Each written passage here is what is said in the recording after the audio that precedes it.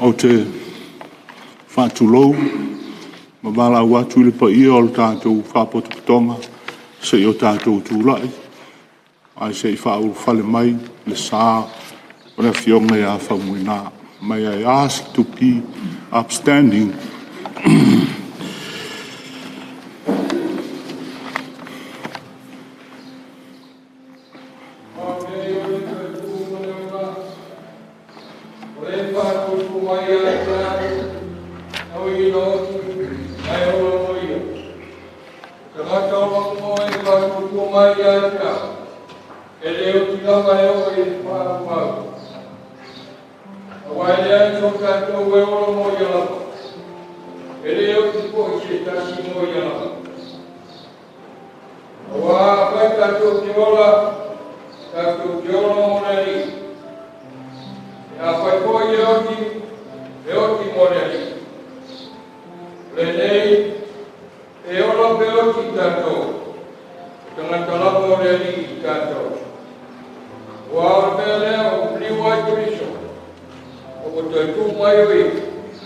O soi kuai. Nei foi o ia mali o e wodi a to mai wolo. O mea te no kuai o le kua le papa maulea. O i lalo foi o awe papa maku. I am the resurrection and the life. The one who believes in me will live, even though they die. And whoever lives by believing in me will never die. Neither death nor life, neither angels nor demons, neither the present nor the future, or any powers, neither height nor depth, nor anything else in all creation will be able to separate us from the love of God that's in Christ Jesus our Lord. We are a whānau noa, o e whaamāwhana panaina I lātou. Blessed are those who mourn, for they will be comforted.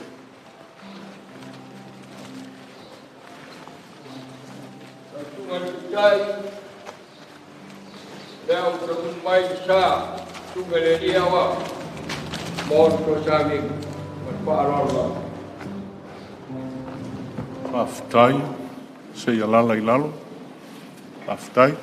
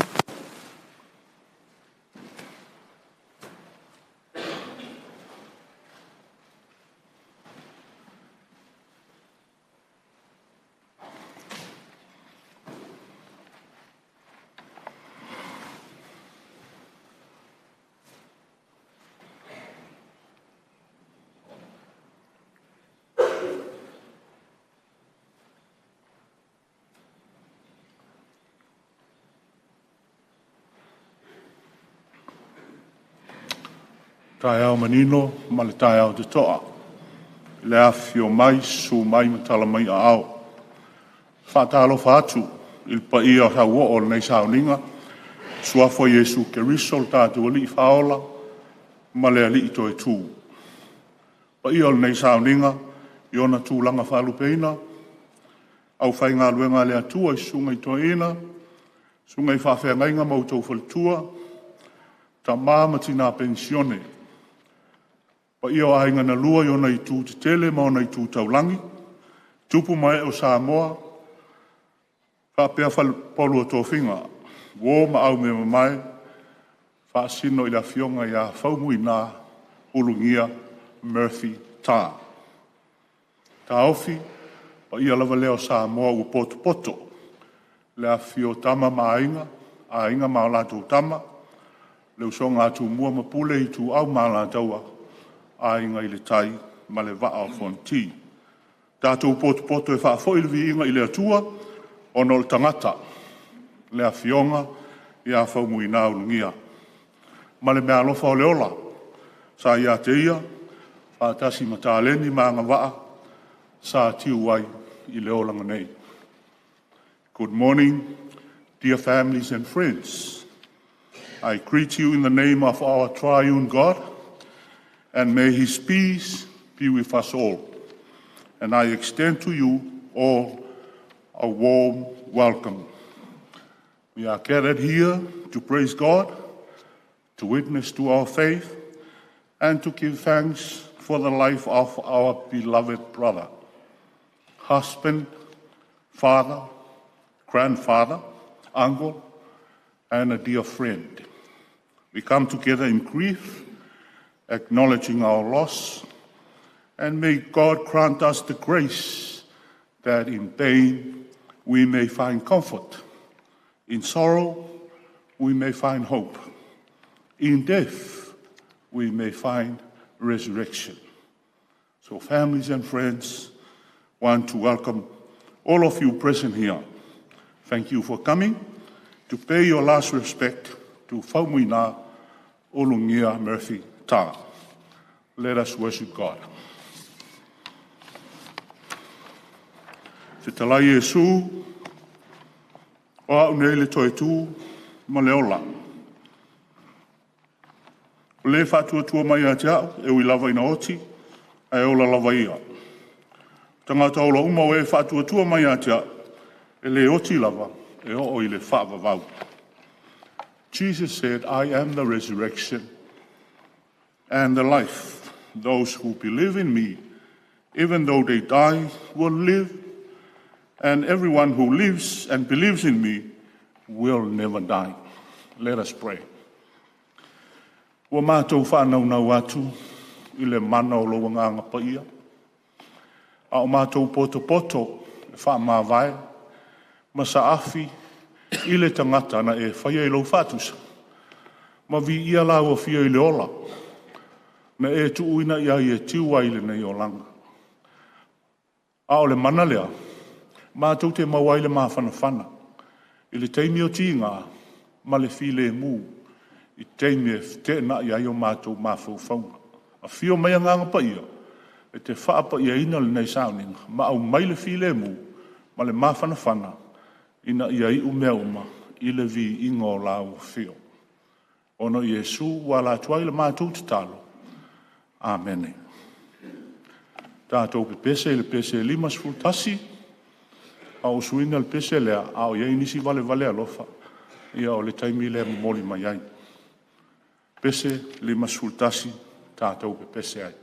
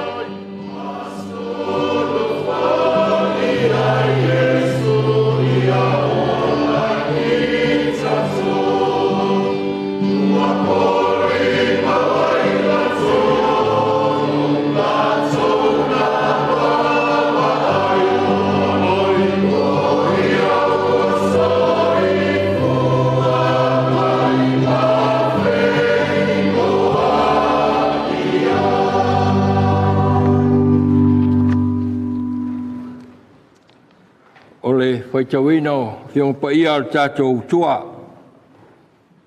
Tusi whiwhiria o le nei aso, o le mō maile i le tala le nei a Yesu na whaamawina e mareko i lona mata upu e whaa. O le au whaitawina mai le whai upu e tōru sifun ma le lima. Le ia whaangata i le whai upu e whaa sifun ma tasi. Mareko i lona mata upu e whaa, o le au whaitawina mai le whai upu e tōru sifun lima se ia whaangata i le whai upu e whaa sifun ma tasi. Our Bible reading this morning is from the New Testament. The Gospel of Mark chapter 4. I shall be reading from verse 35 until verse 41 from the Samoan translation. Whaafongaia o whionga pa ia al tātou tua. O lea lawa aso, lau oai lea whiawhi o na whitalai atu lea o ia te i lātou. Ina tātou atu ia i le tasi tū. O lātou tu ua le motu o tangata, o i le waa o ia. O na lātou a vea roa lea o ia. O whaatasi fo i maia, isi wa iti. O na tō mai lea o le wha, o le matangi te le lava. O na whati mai ei leo pe au i te tonu o le waa. Ua tumu ai. A o ia, sai le tau muli o tō whaai le alunga. Na lātou whangu lea i a te ia, ma whai mai i a te ia. Lea awa oe, e te lea manatu mai e i a te i mātou a whanu. Na tūrai leo o ia, ma ua babao atu i le matangi. Ua whetalai atu fōi i le vai, whaalolongo ia, i nā malu ia. O na mate leo le matangi, o la ua mtua malu. O na whetalai atu leo ia i a te i lātou. Sea ele mea tau te whewhea i whapea. Sea ele mea tau te le whaatua mai ai. Ona mtua mātata ulawa leo i lātou. Po ai lava le nei, ina ua whaalongo lava le matangi ma le mai i ātea. Whaamanuia le tua e tusa ma le whaitau, ma whaalongo i ana whiong paia. Tu maua tu pē i ātea lo na lama miinga. Nei masa i au i whaabavau lava. Amen.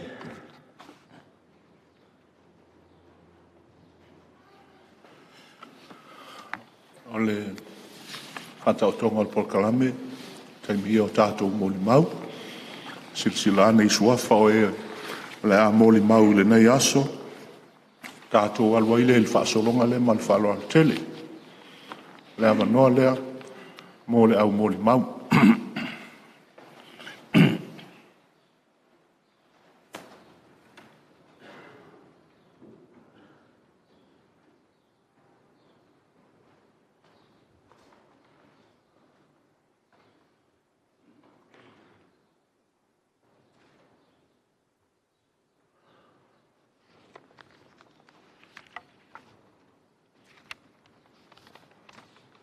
O tai no sunga te tae mole loa wanoa. Pa ia maulunga o le atua soifua manu malo.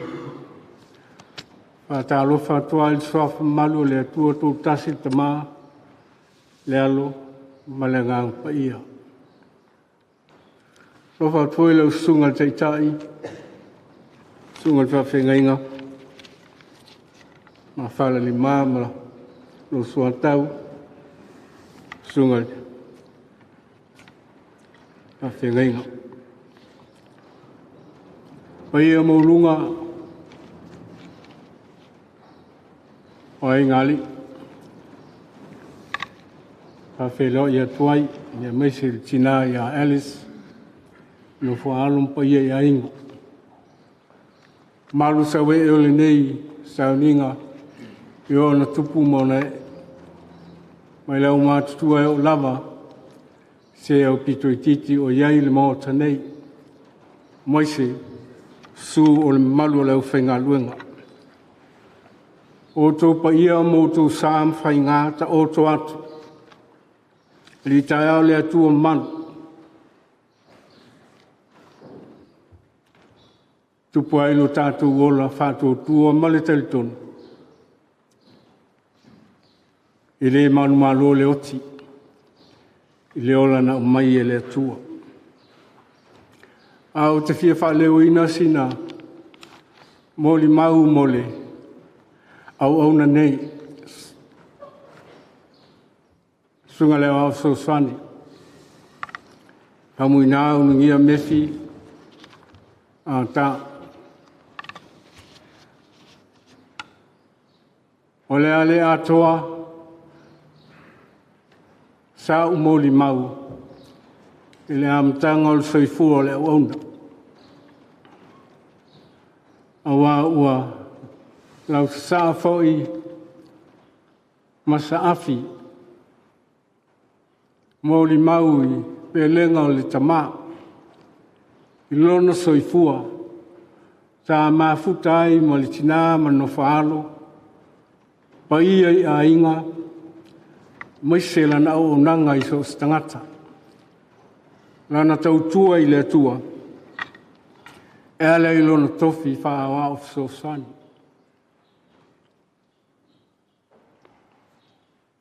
Te tonu lava I le amatanga o lona soifua o Faumuina I le atua. Ia sa amata mai I le kalesia.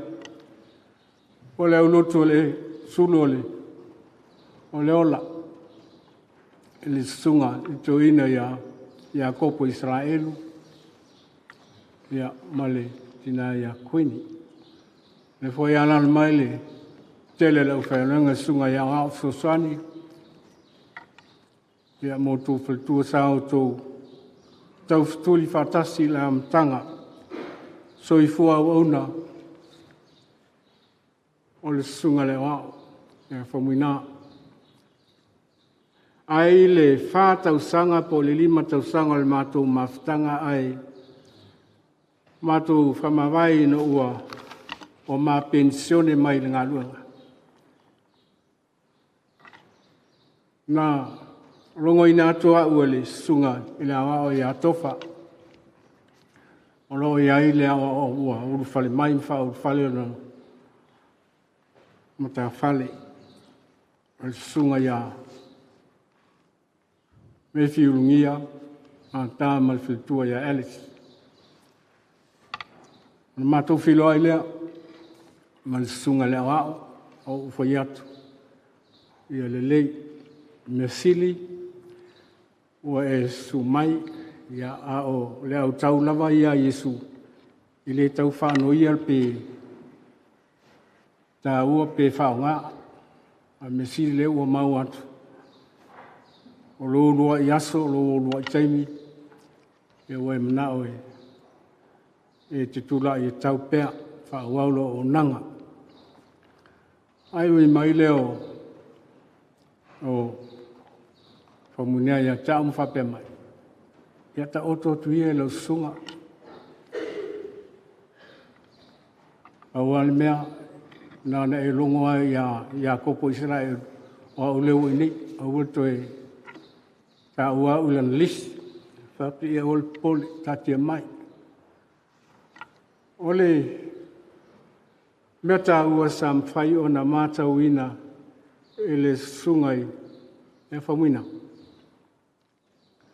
O se au nai, tomu I tā leni, ma mea lofa le atua. Ia, ta whanoi atu lava o le ale mafuto mail whanau. Ang nana le tina male stasio la alo e I leo luka. Ia maua nau fo ina I whaongaina ia luka mlan tāleni whai pese tā tāi leo lot e tā pena an whai. A le mātau I le sunga leo a o ma lana tautua I le atua. O se au nei ngalue leo leo a. E les te ngata e whaalia so o son fina ngalo. Whai me whalongo lava, whea lava e anga iai, e whabena ona fia e ngā lue. Au ona, ngā lue whatasi, mona uswa au ona, ma le kalesia. Au lava le mea ua uiso ai le susunga le awa. Whaalua no avea ina ia whaonga ina e alu whilanga inga le pulenga. Ina ua whaamaunia lona whātasi atu i le ulotu sa maanga luai le whakasau e mau. Ale sikiusa ale sunga lewa tama ua le mawhai lama sa whanoi i la unga luenga. Mele, nato o tele le uwhenga luenga tātou ke atu sai malofi ngalo o whatu le lei se i ewa noa e tā ua fōi o tau umaulo o iai o tau ngā luenga o lo tau si a inga ma tau tua le tua a wale maumau ina manoa ai iai ngā lue malo mautinoa o nā fōi e punu o tuai ma Yesu e o tau tawhai lau ngā luenga whaamanuia le atua i fōwhanga me mea uma. Tasile, ha manoa no utu inai, e alu tlango ina al pulenga, al mtanga luenga. O le excuse lava lea i le mwhais whanoi. Whapena fōi o na tautu nai le alu usfono le fontele i malua. O le fontele no i ua mātu ua le ngā luenga, ma lulung pensione. Au whalongo na tōwhia, sunga a mewhi alu sfono i le tausang nei. Pe tai ia ua whanoi fo i e lea wanoa o na le mwhais whanoi. Lea nā luai leo lesi ia o apso swani ue mau. Sunga e le wanai le whao. Ua le whaingo fie lava le mautisio le mawhtanga o na ua umataimi o le unanga. Ia ma le uso ngā lue e maise le kalisia.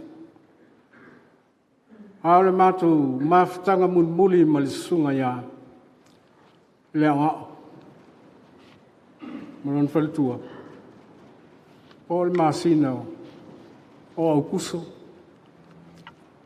Na mātou whilo iai le sauninga o le maliu o le sani loa o le sunga le o ia tofa. Sua ia ma le tina ia lina. Mātou whilo iai lea ma le sunga le o. Malo manatu o la lava lo lotu i voi mau. Ai whai mai a me while ai. No lua malo lolo. Malo lolo fo i methi. Ia ma le ainga. Le ua ma aipo o luka la o tātai ele e whakasa le whai pese o tara. Ia whautuina le o mato ainga. Ia o loa lo lotu ina. Na ule lei. Ia ka whai ulua le toi fio mai ua i mau. Ai, o mea siri. Na e rua te manuia. Lia fo i le atua. Ua whanau, e fi whanleo lalo ma nganga whawhetai. I le sunga lewa. Awa e ui lava i na tele o na teimina alu. I au nanga ma ngā luenga o loo. Tua i ai le ainga. Ma tau tua i foi le atua. Awa i na uma na ngā luenga. E le mwhai lava o na whaangaloina.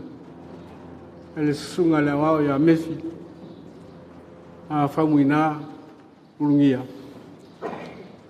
ma ua e tuli atu lava si an whanau ia e fo ele kina an tua moli atu se to nai moli atu fo i se te utusi mane lo faanga e ia ilo na nau te ingo au sunga joina ia whawhetai o te le ma te le fia no fo ai tālafu le ola le atua ia tūlanga lea ua moli atuai se ngā whiwhia iei ma ua man whanau ia rona langona lea o lana tau tua lea o lona soifua una lea o le alawa se mea na te maua e ofo ina tō se ale whaatino ai e loto whaafetai le atua. Paulava le tatalo. Whamanuia le tua. Ina sunga ma whatua ma no whaalo. Ai o le ata sa manatu, mau manatu. Whaleo pēle nei tu aso. O le tasi nei o ona. Sa ola malona mautinoa. Pei o le mau ala wa apostolo ma lau whatuotua. O lo woti. O lo manuia lea. A o lo uola. Ua ia ke viso lea. Ia. Tātou te soifua maola i lo langa nei. E le tu mau le nei o langa i tātou. Tai tasi le aso. Mo tātou whalongo i le leo o wala au mai. Ulu whale maia. Ulu whale maia oe le o ona le le ie. Mai le whamaone. I le fia o lo wali. E le i lilo ia Ulugia. E promisi na lele. E a whaino manatu. O le tau loto lea sa soifua maola mau au nai o ia. E o mai le oti. Pese lea. O lo oti. O lo manuia lea. A o lo uola. O ia ke viso lea. Alice. Mal no whaalo. Talo whae Alice. Ia. E le lafo ina pe tu ua Yesu o e male whanau. Talo pea o e male whanau ma ua ainga. E le ngalo il mato ainga na tātou māstanga. Wa le awhiwi sa lau fitu na whaapoi ma ua i le e whakasai o tanga. Tai mi o whaiwhi au alisunga tu ina antelea polata i wā ma o lita polata i wā. Yolo te mina no ua iai oi. Na e sa wali mai mal teu fungala au malo au lele. Sa e iai lele no le mawhau koi ponga. Sa pena sulu o tau sanga na taimi pea.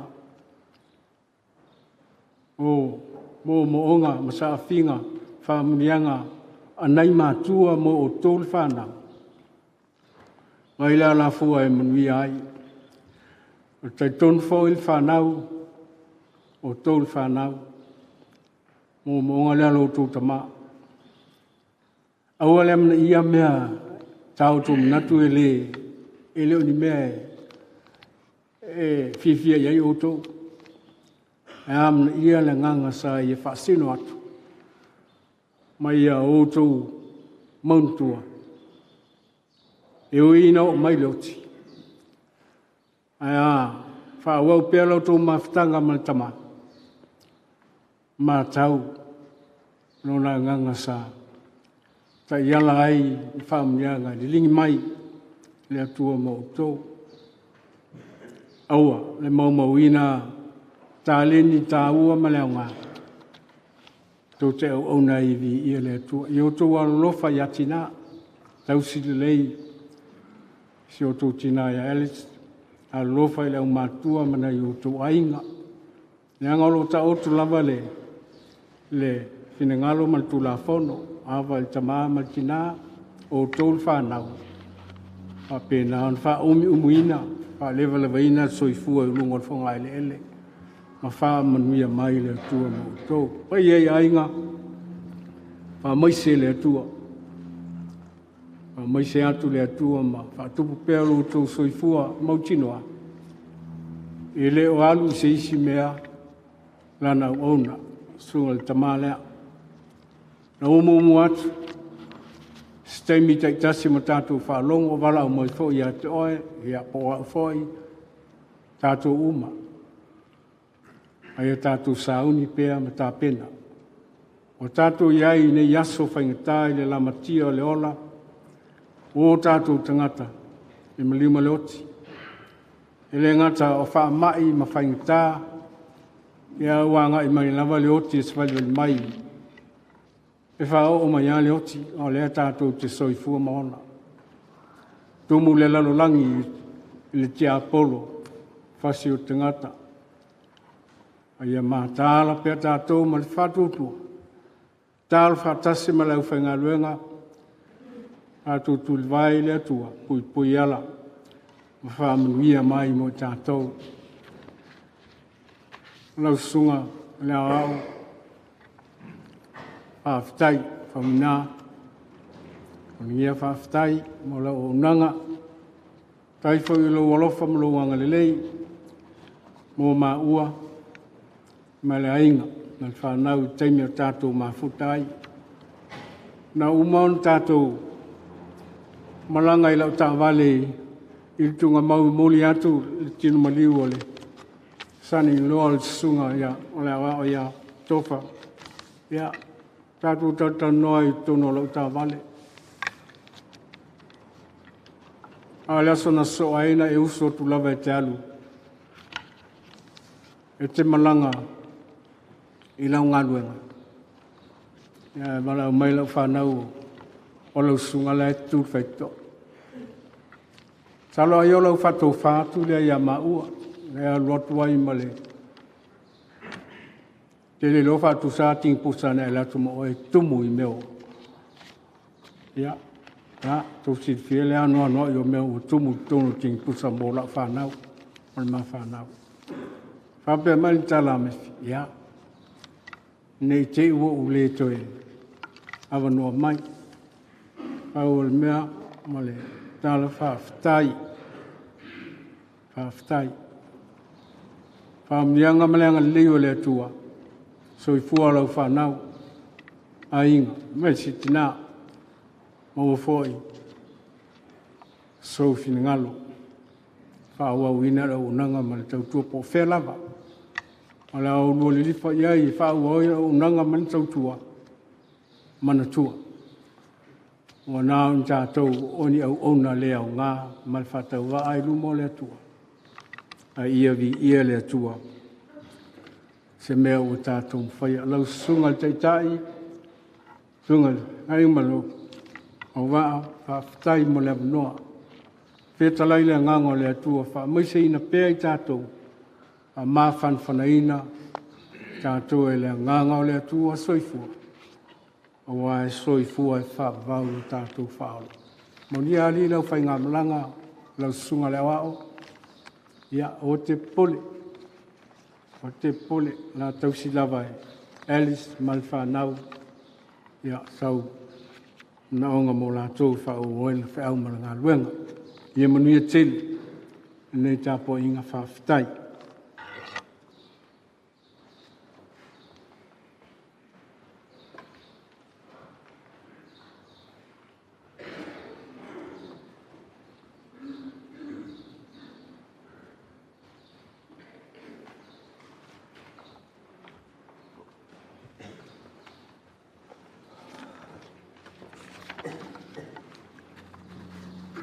Good morning, everyone.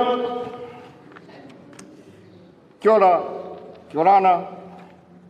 Pakala whala i atu, malo i lei, nisa pula, malo ni hao, konnichiwa. Talofa lau.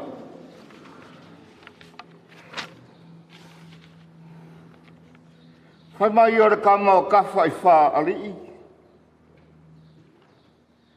O re kama ngā apo e whanga. I ngā ua malu ko whinga. O re whale ngā ngaifo le mahu. A wā ua pāsi i oa. Ua pā i oa. Le kauka i ola. Ngā whoa le ngā kai whale. A lāri kangaloa. Ua paia oe Samoa. O le aku nguu. Ua uma o ngā kofi.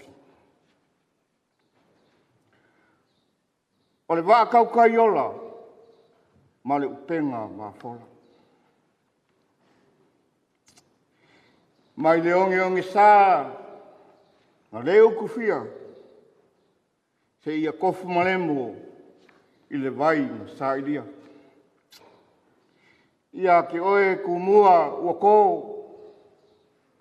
le mamalu puleongo i fafo ma fafo.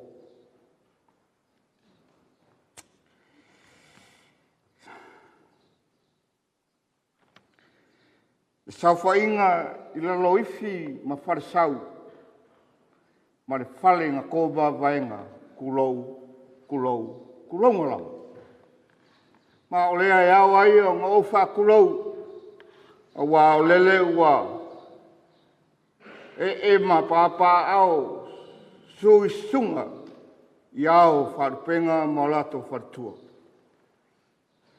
Pa ia I au whainga wenga totofi I whawhengainga ma lato wharutua. I sunga I whawhengainga malolo manu malo. Sunga I au au ma lato wharutua. E maise le paia ma le loloa Samoa ua potu. I wō mai masangi ma au me mai. Ma le mamalu I o mātou ainga. Ni o mātou paolo mātou te malu ai I tui fia o ne nei lalolangi. Ma e au o ne motu le pā ua tau si le fia. O au o le uso o Ulugia mea fua fiola tā. O mātou mātua, o fiola tua tā, mata ei tua tā. O le toa ina ma le loma tua, e toa se furu limba I mātou.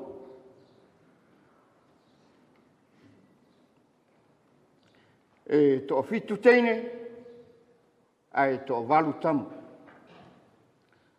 Ua whai ilangi uma wholaunga o mātou mātua. Ua whai ilangi o tua whawhine toa lua. Toi toa lima la teine o lo soifua mai nei. O rungia mea fua, o se uso mua lea I a tau. Ua motu sia la mātou mawhitanga. Ia whangfua ia la rewa noa se I tala oto soifuanga o le uso. Na whanau mai o ia I se o mātou nuu I wainganga. I le asas furu iwa o se tema. I le afe iwa se lau ono iwa. Ua lima sulfanei tau sanga lona soifua ina ua tuua I le aso tolu sufuru Septemba. Lua afe maratoru, lua toru.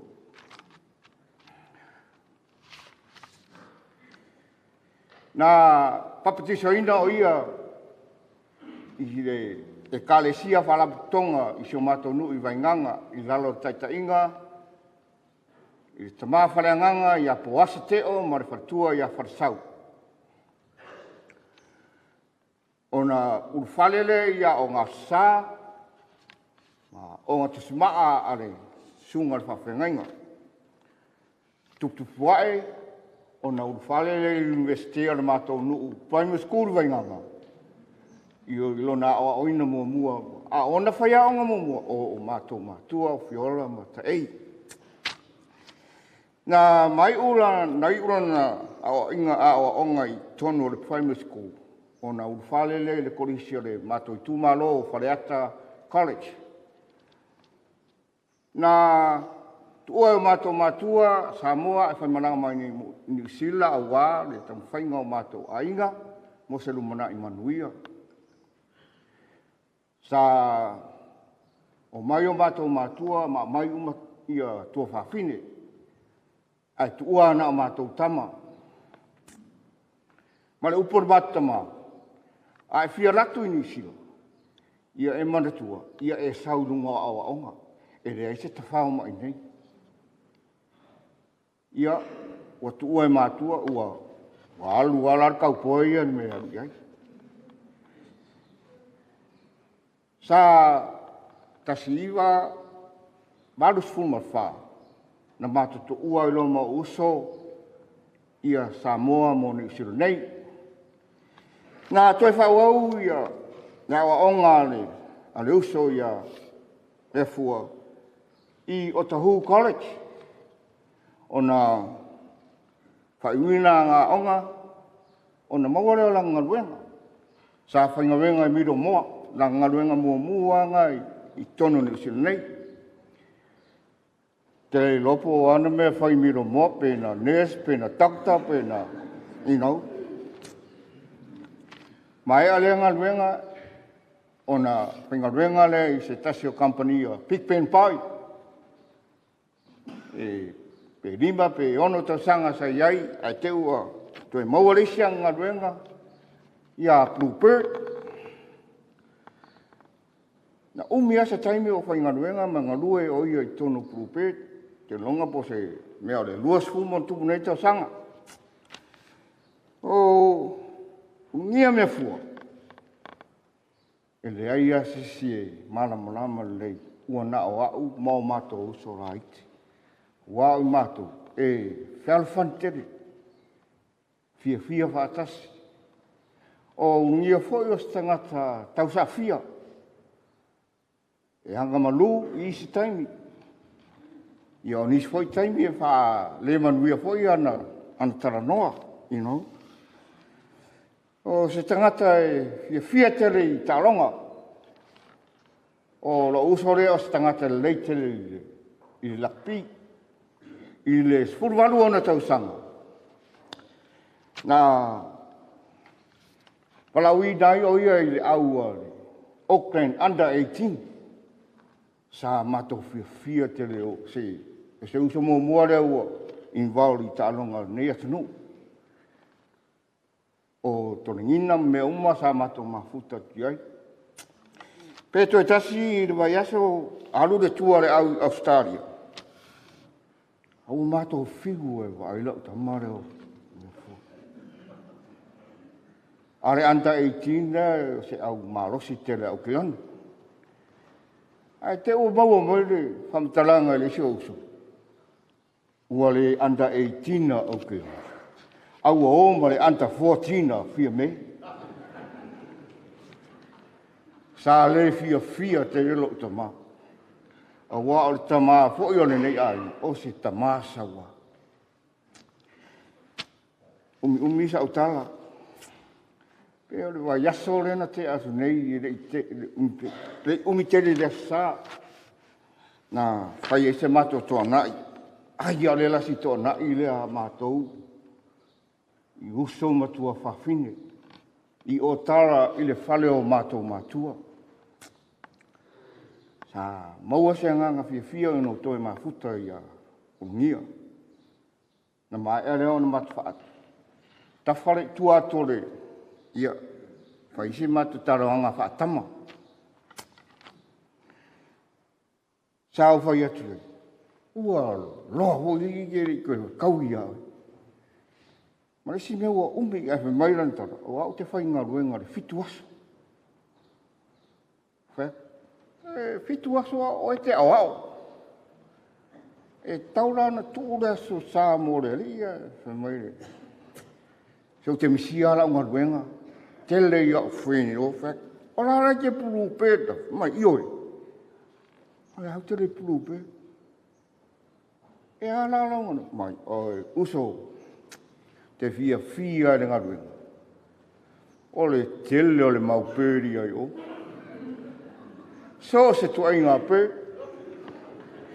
Indian pē, Chinese pē, Island pē, whakule ai lau ke le fia Island pē lau. Ioi, o lo uso e fia te le tausua. Tausua, tau. Au te whawhtaifo. O wana, whainu mati peik malaktam. Mai rā mo ele sau e te au ia ma whalaloua. Ke lo hoi lau ka lale ngā awe kako kari ka ki ngā aere ku uare ngai lala. Wang hoi mai lau ki ngā kia. Tan moa, a whea e te sau e te awea oi ma o au pe te alu ma lua o whai atu. Mam, wa ai oi. Ua lava ma te toela o rila, a wae to tolu o uso I au nuia. e hao umai la tau le lotu la musa. E to tasi lo uso, e au auna i le lotu le ale mamona.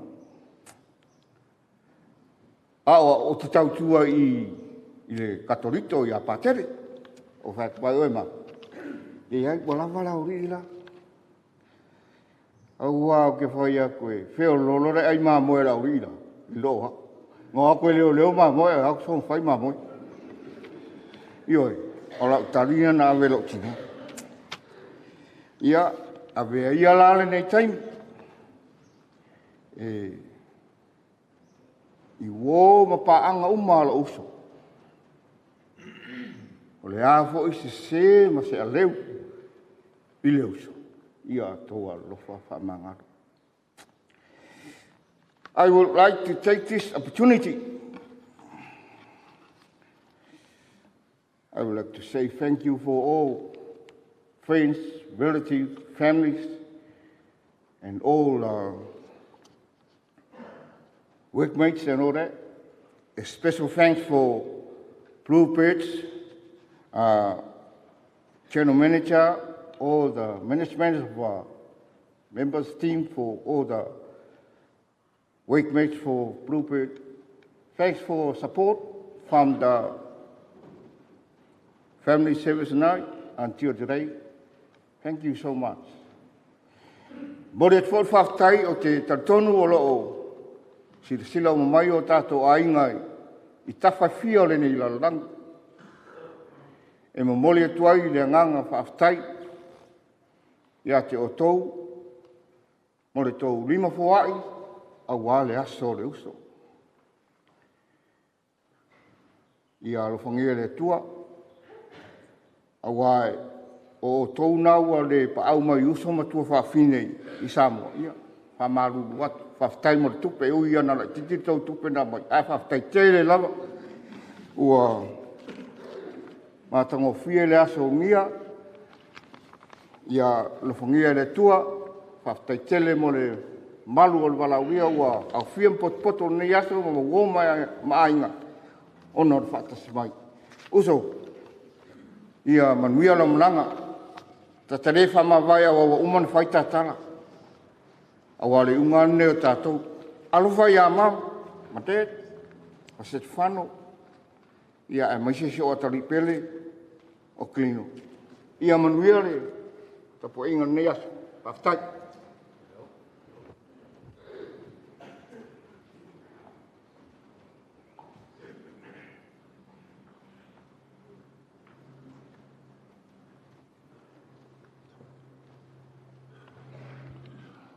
Mana tuele toi o sau talai whawhiloa ima whatalo whaleo au man sau nole. Sunga taitai o sau ninga sau no fo te ma pensione. Ia me se foi o le fionga tanu moa i au tau paia mau tau mamalu. Ia mo le silfia le tapo inga le nei vaenga o le taiao. O le taimi mo whanua maliu. O le awhas fululua. Ia tātou te o i taimi al palangi. Pea na tūmai. A wale toi taimi o le fionga le sunga le ia of Soswani. Ia, o te le toi o foi la sau tala i nisi tūlanga ma nisi pa ia ma mamalu a umana whawhiloa i ma whatalofa le pa ia ole. Ai, o au o le sui o le ainga o Alice. Ainga uma o Alice i tau whanga o loto whanga, solo solo, sale panga, ua vela o whatau vae whaima sui o tātou ainga. Lea ua umatu le sui o ainga o fionga ia Faumuina po le talengi a ungia, ia uase mo li mau. Mo le sila fia lai mamalu o poto le nei vaenga. O lou grandmother, sina o lou tama, e tausonga i la ua ma le grandmother o Alice. O lo matua i ngoia whaava, ma lo matua i ngoia whapusa. E isi lo matua tō lua o le tausonga i lato. O lo matua i ngoia ato, ma lo matua i ngoia mingau. E tō tolu lai e no whtane e iai ima i salepanga. Al tō tasi e no whtane i satstoa. La leo la lau tala i tua isi ana, isi tausonga na lo matua o lo whapusi. Ai na o lo grandmother. O lo grandmother tua tasi lava na ia, na usu mai fonga vai sa le mua ia le ngalo, le mawai le grandmother o lo tama, le iei mātou o whawa.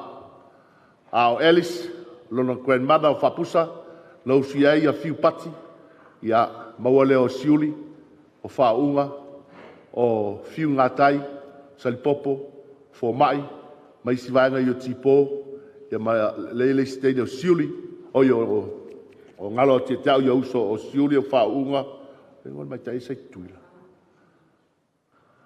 La sanga, nanga le sila mai le, at ia o matu ainga ia i ainga o le tinao, elisi lunga le streamline, ia ile mori mau a vea ia o e whai masui, o au la o mataafa, tō ninga mataafa whaatele upu ale, ia o le tamau, o le tawhitoala i safata, a o lo tina, o le satitoa i ale pata, ia ma le whalalo. O le maftanga, le fau whaila, au whamaka whainki kilo akua, o kau whai lulu mai o uru o le mako ainga i o ko whawhinge. Ia whamole mo le se tau whai se tala ina ia wal maftanga ma Alice. O le maftanga ma Ulugia ma Alice. Taunu mai le luafe ma lima. Ia mātou lotu i Suloleola, sunga i to ina ia o whaifiau ele i whae ele sunga i to ina ia kopo mkuini. Ia ai termina lea ele i ele ropo le lotu ai Alice ma Ulugia. Lau launga mua e Suloleola na lotu ai a Ulugia ma Alice, po le whionga Faumuina ma le whanau i le mātou lotu i Suloleola. Me sa whai mātou lotu i Papatoetoe. Na umalole la u taitai le mato e kalesia e Suloleola. Fai mai lo maulungia ia tia. La mako aku mau ke lok. Le ala na mato lo lotu ai i Suloleola. Taitai na le sunga ia kopo ma kuini le sunga le toina. O au tu ma otia ia le kalesia le a Suloleola a Sosoan. O ma mea tofa fui ngā siu ulungia mefi. Le tolu lea. Alu, ia ua mātou leo toi ngā lue fo i le sunga le toina ma le fitua, ia ua e se fo i me mātou te ngā lue ai. Ao mātou, ale malia o le sunga ia mefi, mātou māu fo i mā lotu i uri takani, ia o vili fo le matalanoa, whak, ia sau i kako o lok, ia vili atu le sia sa, ia sumai kako o, mako o lo lotu, mātou o maurungia, malang whanau, o fuare o whaipai o lungia malanga, matau nu o el matu falsa ki tilo mai fai fiau sunga palmia la fla e luatu le au na le of sa valia palmia el falsa i lo fale a mai le pelaue mai avatu le pelaue le te of vai la sunga le au so swan ele o se ya male manatua o la mako lotu i takanin ai peita o fiu vili ya unia mai kala unia se koikiki se o siskai le wa salu mai sto ino palmio la mako loku ai alu falongo ya wa lotu foi oil mena ya pe on saunol tamato ina pensione ya siloa ya wa fatu ya le sunga le wa o male fatua o le maftanga ma mauluia e pe ya se uso ya tia pe foi o tua fine ya els le astona i mulimuli ya leo e na umailo na ola le polas falai. La e whaingaluenga wo te al tangi o telefoni a Elis. Whalo tu e private al telefoni o whapepo ia o Elis. Ia tangi atu Elis, mai Elis ia makore al mauko. Ia ta umai ua umale ola o mefi. Mefi. Ia o tele tal tonu. O tele tal tonu wa umale ola ia. Tati a Elis ia ua lelei. Lela ulak. Lela ulak. Ia. Le la yele mafta al maftanga le maftanga e mafanfana le lotu maia ni so tau songa fa na o to fa fine o lo tama so se mata o fa la ve fai e le me fai na misi pa wale o le ainga o ane ma o yo Elis ma ane ma Ulugia o le fa na o fa va pa fo le o le ainga o le mau te o sia i tono le tu lo o le to a mafuta fo inicio o fa na o tipo mai lo to fanga manisi mai sol ai pa wale o le ai tu o matu ainga i siu papa ia o mātou mafuta pēr maulungia ma elis ma le whanau. E o mai le taimile nei. Leo wala au le atua ia Faumuina. Ia leo. O le sian tala na whai mea tia o leo te no wha mau mo whatan. Wha mai tafi. O e te whaia le whai paiponga loa fine. E teimi en. E wau whiu a whatali po lea ia le watu. Le walu ia Faumuina. Le lan pa io ainga na lua. Usa ulungia. Lo whawhine ulungia. E mai se foi o nisi wa o fiam poto le nei vaenga las. O ulungia. O se uso ia tia. Ma le tau lua ia elis. O se tua fine ia tia. E mai se o tua fine le titi ia ane. E mai se o nai al whanau a ulungia ma elis. Ia loto tele. O se mo le mapupu le mo le maftanga ma le tunga le au soswani. Ia o wa foi le maftanga le nei vaenga las. Manuia to sa uninga o le sunga le au soswani. Manuia la sunga le taitai mo le soa. Ia mai se foi o le au fio poto le nei vaenga le tai au whaftai.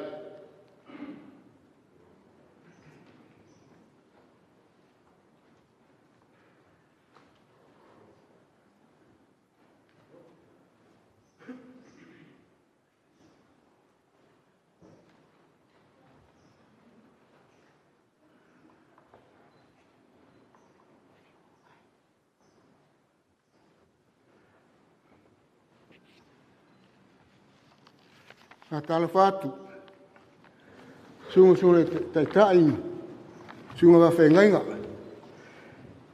tu pension malolo ya la fio pot nei tupu matamari la tong fai on mol maulo no fa o te tel tonu no vala uri o te mol mau ole nei o kai sara se singa o le nulu tina sa vai le fanga o le nulu tama sat paitea o le tangata nei o Faumuina Mifi sa male masani o te tausia asa mafuta tina ele mstei te mo ma fere ma mefi a fe se la vival la ma tenga lu mo lo to lo ma fa na pate falata a tulta vale o se fa forta gatalo mefi a lot fa malutina lontina le tu lo to su a la fa falata ma fera ina sai si filo fa na ula ni ina o watu e mifi ma fera ia ya sam na fo ale tashile no to lo mal fa na misila na ma to no fo nei sa mo ma to ngalu nei pate fa la tai mo sfulu lo to sanga o le lua fe se fulu ono no sau ni sinele a te fai mai pe me fai son matai ile ai ngalo te mai set paitea o fai ala tu lai ni isa mo le la fai matai o atu ala sona ma tu wo mo na fini so fai matai le mta ilale Faumuina a Faumuina termine o le van sua fai arnia lua fe ya talu nei ya la sata mai samo la sa luo akusu asu tolo akusu fal mato na malafa mi le malu a tulta vale chipi maulunga Faumuina wen fam pe pole fai pole walo atu mato fai la sa a tu ngale tamao Lawrence o tua la o tu pusa apa pusa pisupo la le mea ku o tu sa fai mariu mato ai yo venga on maliu no to fi o me o toi e va tu il matu fai tai muli na ma fei do ima Faumuina malana talsanga sa to e fai ni si matai lo ainga si fa matai lan fa na o fa o le me tan fai le la fo ye ni si matai ya la fa matai ni si fa na wo Faumuina e lo ainga mno o le atawa e mi si matai ale o mai le sa petea pe so mo le mauna o le nei o le tama mo ni al nei o le ina o tua na fai mai ia Faumuina sa no foi le soltina o tua sa no foi te le fai mai ia e Faumuina a kai sara tama mo ia o Faumuina le winga na wale tu lo le ngole tono lis onole o le tama monio Faumuina mi ya Alice malfa nau tato lo tu tele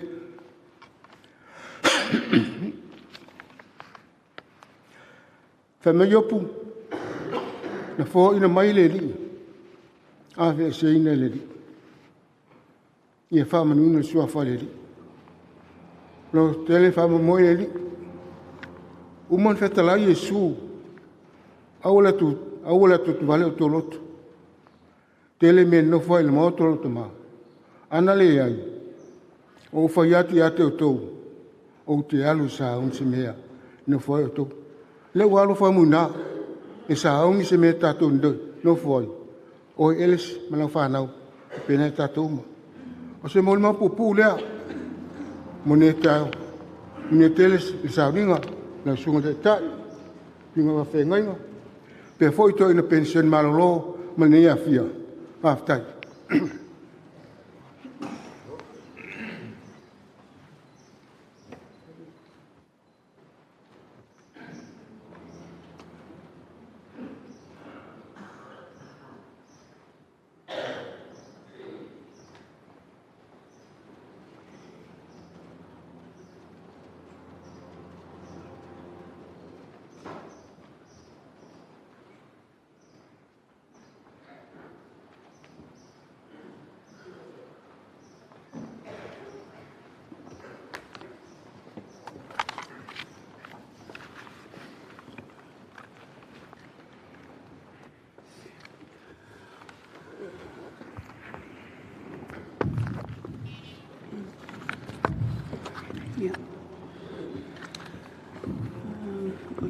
Mo na papai tai o sauninga I la sunga ma pala lima mo le nea vanua o te tula ai o tauluma e pai ai se mo limau I le mama pitanga ma le pele le loto le tamau le ainga o la uoma mai o la mana mea ia Faumuina Ulugia Murphy tua tau talo pātu poi I la upenga runga pa ia le atua Sasunga I whapenanga ma palatua, to ina maro long palatua, le upenga runga pa ia le atua, le pa ia lasi, o patasi mai e moli mawina le toa sauninga, o le tamau le ainga, he le nei tai au.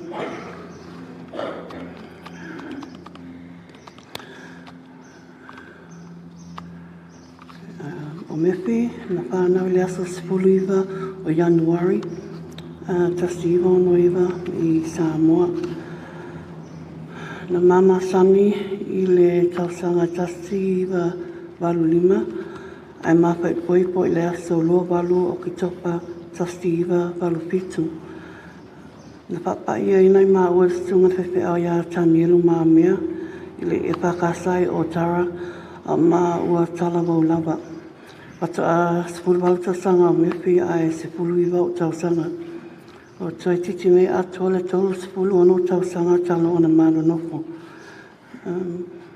E te ono ma whanau, la whaamanui ai nai I maa ua, e whātama, ma tene, e te olua. o Alpha, Luca, Lawrence, Jane Yan, Isabella, Mamifi Jr.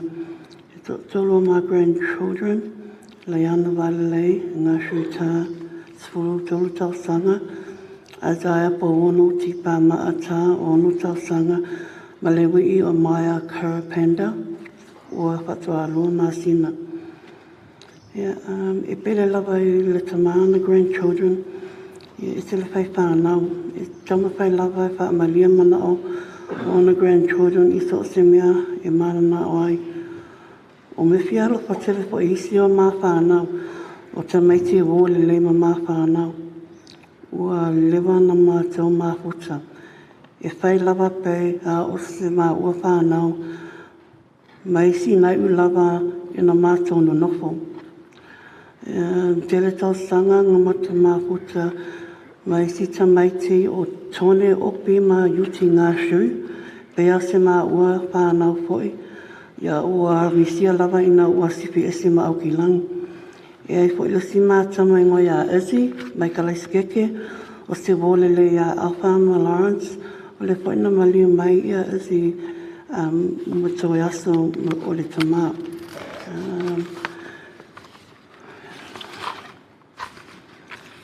O le fo iai ma iri ma William pena ta o ana pō, o wōlele o Bella, o le fo o mātou no nofo, te le tau sanga o mātou mā huta.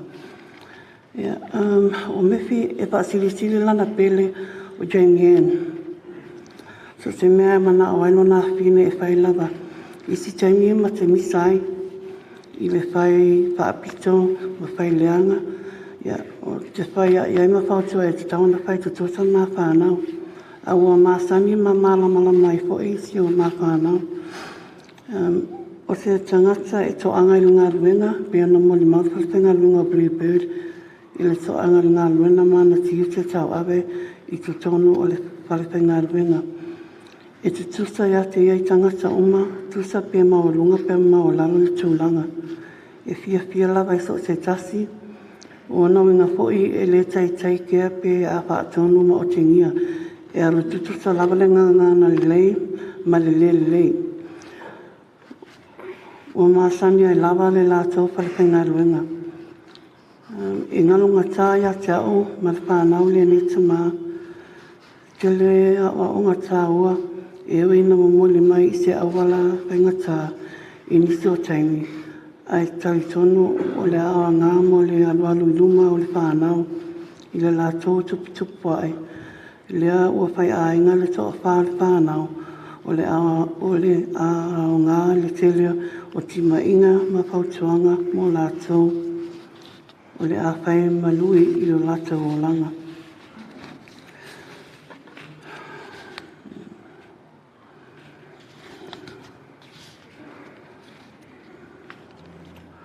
Ia o le māsina le nei le aso, se manue a, o le māsina le nei le aso lupu le balu, se manue a tuaile tōs puta sanga o le mamakitanga, peitai ua motosia ona o le wala au paia le atua. Ia e le aisisi e whai loto e pule lava o ia. Taru ai nei na malanga me whi Samoa. Ia na whai mai o fia ma hota siu nauso matoa mai, urungia mai. Ia mo na tō whāpina ia sa eo malima e tala noa mai a I luna oso mo na tō whāpina ia. Ia whamatala mai fōi fia mua e asisi on tamā. Te le atau sanga o mā futai me whimalon tamā, ka mai fōi au e mo I li I tau siana ia, a ese le alofa I long tamā, pea I lona alofa I ona mātua na tau siana ia ma le tū, mo na oso mo na tō whāpine uma. E mga a me whia whea alofangi.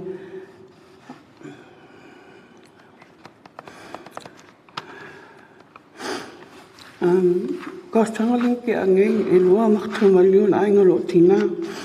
Ia, e fia me whai mea whakasim taapa.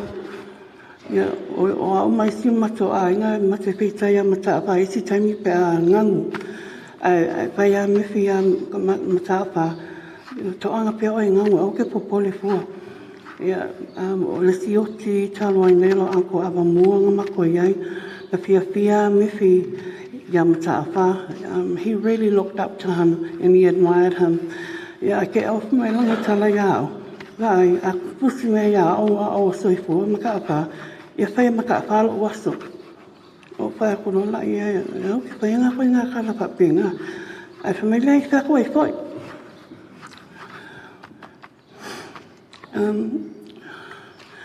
May I take this time to thank you all for your presence to witness the final service for my beloved husband, a loving father and grandfather, a loving son and son-in-law, a beloved brother, uncle and nephew, and a friend to all. A few words about my husband. We were young and madly in love. We thought we knew it all. When we got married so young, he was only 18, I was 19.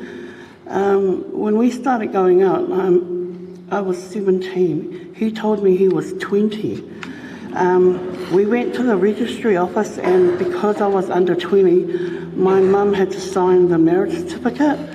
And then his older sister, Melly, was there as well. And I thought, I wonder why she's here. And then I found out he was a year younger than me. And I thought, oh my God. Anyway, you get married so young, you think you know it all, but reality kicked in fast, and it wasn't all lovey-dovey as you think it is. And we always tell our children, we try to advise them on such things, and unfortunately one of our kids turned out like us, or probably worse, is Luca. He's a bit of a challenge of all our kids, but his dad had a soft spot for him. Mainly him and Jamie Ann. So I know Murphy would be okay with me and the kids, but he was always worried about Luca. Not just his health, but he was a challenge to say the least. He still is at times now. He has grown a bit, but I'll look after him and just persevere and keep going. I have all my aunties and uncles and my in-laws to help me with the kids. He had a great sense of humour. He'd love to mock people, especially when he got together with his siblings. They would mock each other until they laughed and they were in tears. As we got older, our marriage grew stronger, and everywhere he went, he wanted me to go with him. And I would mock him and say sometimes, I can't go with you anywhere. If I was to go tomorrow, you'd have to go by yourself and do things on your own. And I always said to him, if one of us were to go first, I would go first. And he asked me why, and I said, because if I went first, you would know what to do with all the Samoa stuff. But if you go first, I'd have no idea.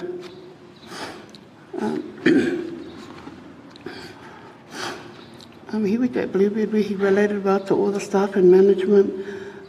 He loved his job. Bluebird was a big part of his life.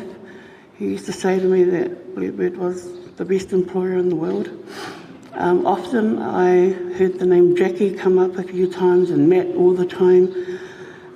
Sometimes Jackie would ring him and I'd hear him abusing him over the phone, poor Jackie, and then next minute I'll hear him laughing.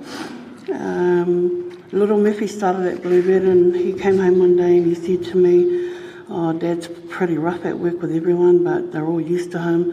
And I said, oh, what do you mean? He goes, oh, Mum, Dad, excuse my language, he goes, F this, F that to everybody. The managers, the QA, the engineers, FLMs, and I was going, oh, okay. And Murphy said, yeah. He goes, don't worry, Mum, I'm not going to be like him. I thought, okay, that's good. You'd be a bit more respectful. And, so Big Murphy always said, he wanted to teach his son everything at work. He goes, I'm going to teach my son everything that I know. And I want him to be a good worker like me, have high standards, and always aim to have high quality work. So, Murphy was really passionate about his job. Sometimes I felt like he was married to his job and he loved his job more than he did me and the kids. But that was Murphy. He was a really, really hard worker. He always wanted to provide for his kids. He didn't want us to go without. As much as he was strict on the kids, like he ran a really tight ship. He had a lot of love for them. But yeah, Jamie Ann was his number one. He wanted to provide her with everything she wanted, and he'd pretend and complain, but really, he just did whatever she wanted. So our kids understood that about him.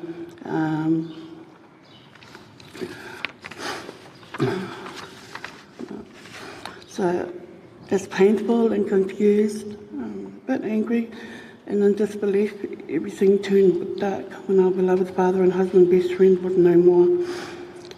I truly can't think how I will cope, but Heavenly Father will not forsake us. He will be our guide and our strength. He will not abandon us, our comforter. Family and friends today, on behalf of my children and myself, Murphy's family and my family, we thank you for your love and your prayers and your ongoing support. We are strengthened and comforted by your presence. Your thoughts, your love and prayers, we appreciate and mean a lot to us. I'd say love it. When I end my muli mau, my kids are going to sing Murphy's favourite song.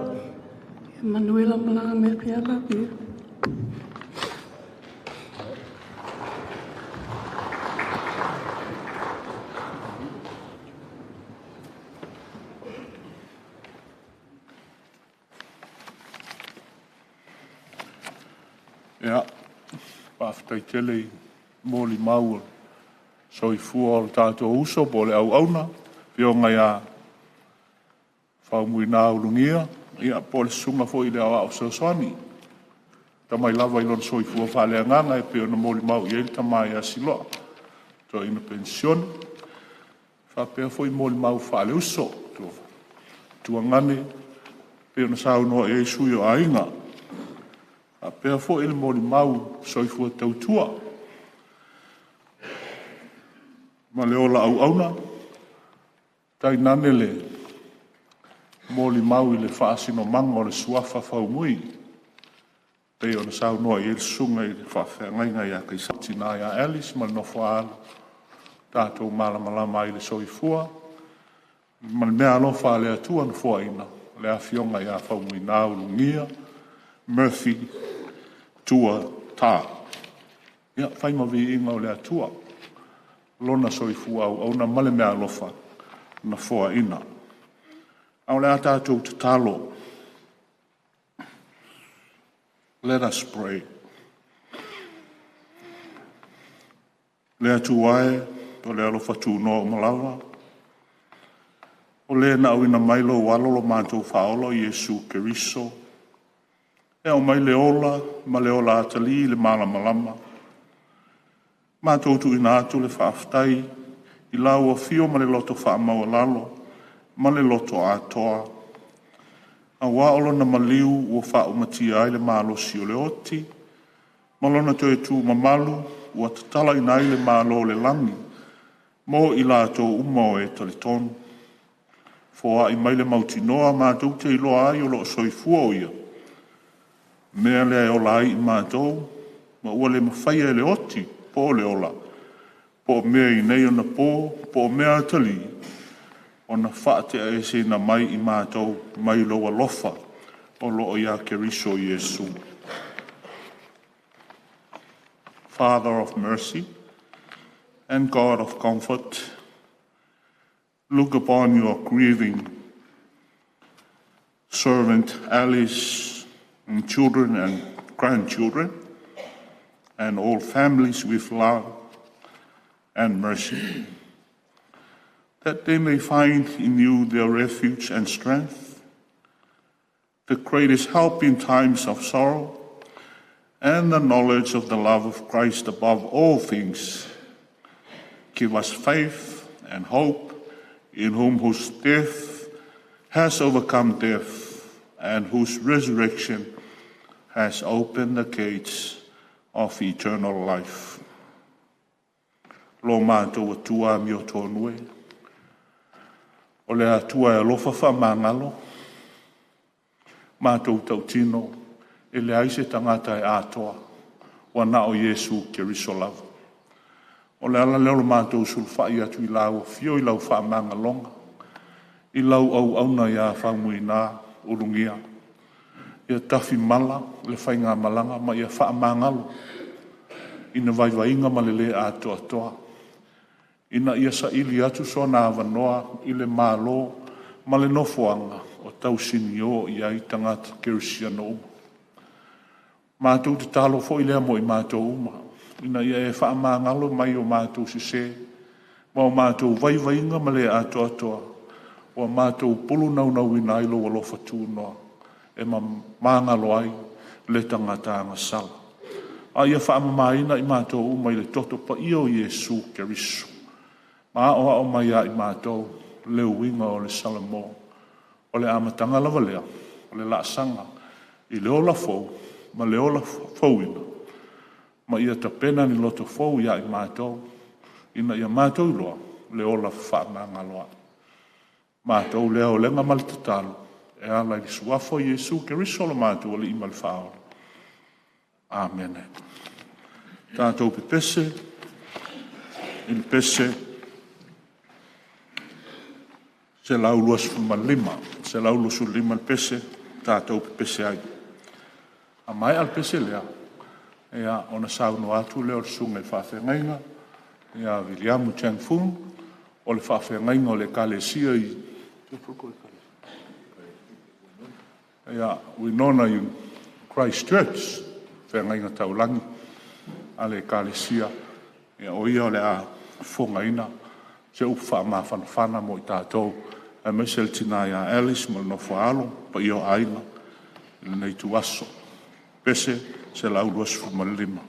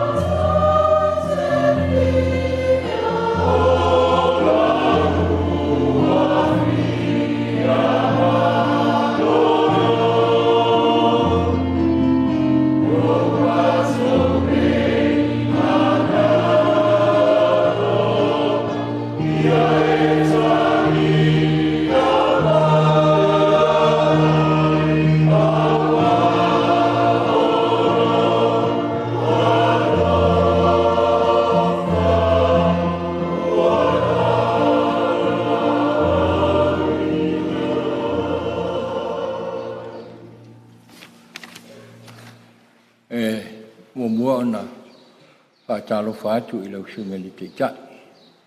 Sa ninga. Pa te fo ili. Ne ia manoa wa tu ina mai. I le fata waai. Pa i se ufa ma fanfanai. Pa i o ai ngalua. e mai se o le tonga le nei tai au e whātalo whātu fōi le pa ia le tāpua inga toi ina ma whatua mai se fōi sunga i whawhengainga whatua mwhai ona lava mai le nei tai au ia mai se o nai o tātou mātua mālo lo mai le ngā luenga a talo whātu fōi le pa ia o sa mo o poto ia ai mai se pa ia o ai ngalua ia o sunga i la wao ia Faumuina Ulugia me fita ia ai le i hoiele lau ia ai mumuana o le sunga i le taitai ia molo tu si fia ma tu te ngā lulu i sa moa polisi wha whai whiau ia o a versunga ma whala ma whatua e ala kau ia ma pule o le polisi wha whai whiau ia o mātou ngā lulu e ai au nai fo i le polisi le kāle sia e le tofinga wha whai a onga ia sa le manatua o le ato e whiloa i ma le uso nei nei tūranga ia e wha whitai a wala i tā pena e le tua e uto e mawaili nei ma futanga ia nei o tau pe nei mai ia o lale meu sau ma mawa ia nei whai whiau e whai le nei la unga o le ia ni whai whiau nunga nei ia a o le ma ua le tala to e pau a leo le mori manao al sunga i la wao a le tu ua le malo o tangi e tua whai atu o le ale meu e tangi mai e le telefoni mai o le ua la lata i whai tuto o le malo le langi ai e lofa e te sau e whai se mori mau mo whai se tala ia pe a o woti o le ala lea o le whai ngā wō ia ai moise foi ia o se a fofine e le nei ai ia o le e mafuta i la te li o le toi ina lea e o le ala lea ia si o tātou te talo i maria lawa ia te oe upu o lo nei ngutu ma mafau whaunga o mātou loto le li e o oe o lo mātou papa ma le na te tongi o leina i mātou amene o le launga i suafa mamalu o le atua le tamaa le alo ma le angang sa amene ua o filifilia le whai upu e tautifun ma le fitu ma se maenga o le whai upu e tolwalu o le tusia mareko i lona mata upu e wha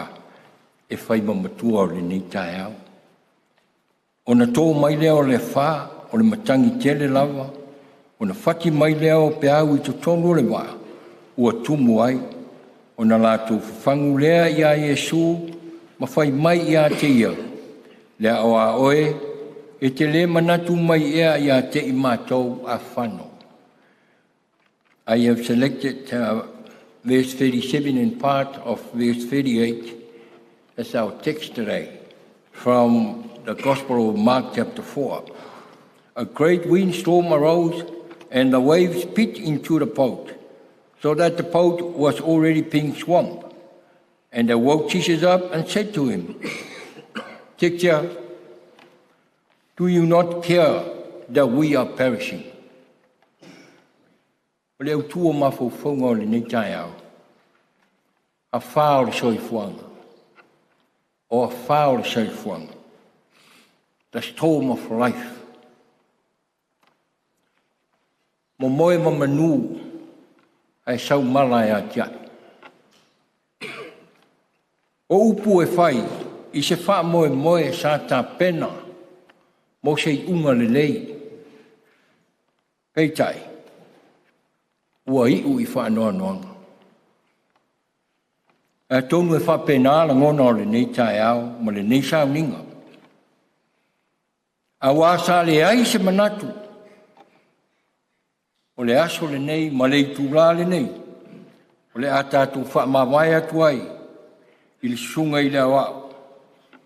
I o tātu ti ngā, maloi mata maringi. A wao le lava sa folau le awao. I o na whaiwa masani. Sa folau lava i le o na sani. Ua masani ai le soifua. O le ngā luenga mo na tiu te whai. A wale tau tuaina ma le tau sina o whanau. Ai ale mawhtanga ma le tina ma whanau o a inga ma paanga. Peitai, O lea ua whitai ia I nei tātou. Ma le whaafua sei o le wala au o le li I lana au auna. O whaafua sei o le soifuanga e le mawhai e se tasi. O na alo fia. A wai le ai sesi o I tātou. E mawhai o na whaitau ma maitau le whinga ngalo le tātou tua siri ese. Ua le ese foi, le nei tae au ma le whaafua sei, o le tina mai ngalua, o wom au mea mamai. Ma le malanga sa whea ngai mai e su maon soo I le sami o Galileia. O le sami o Galileia, po le vai o Tiberia, po le vai foi, o kene sa reta, pe o nei loa e nisi. E leo se o ngā sami e tele.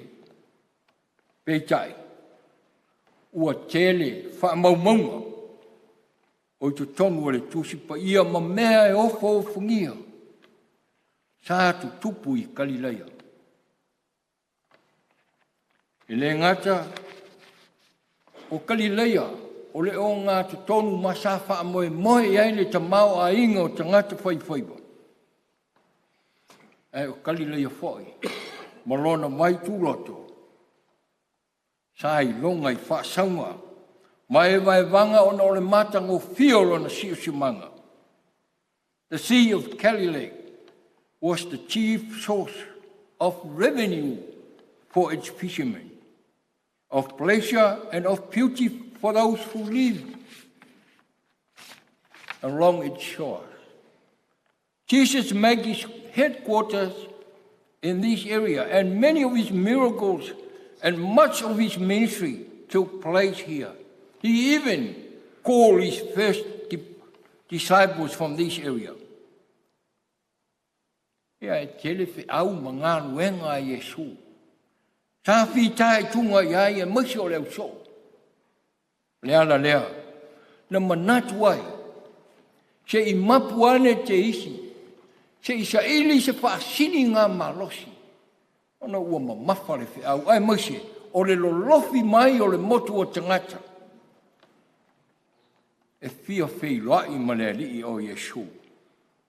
Lea la lea, manatu ai Yesu, se I tu atu ia le waa, se I o atu ia I le si tu, se I o folau atu ia, se I whaisa whaasaunga o le awhiawhi.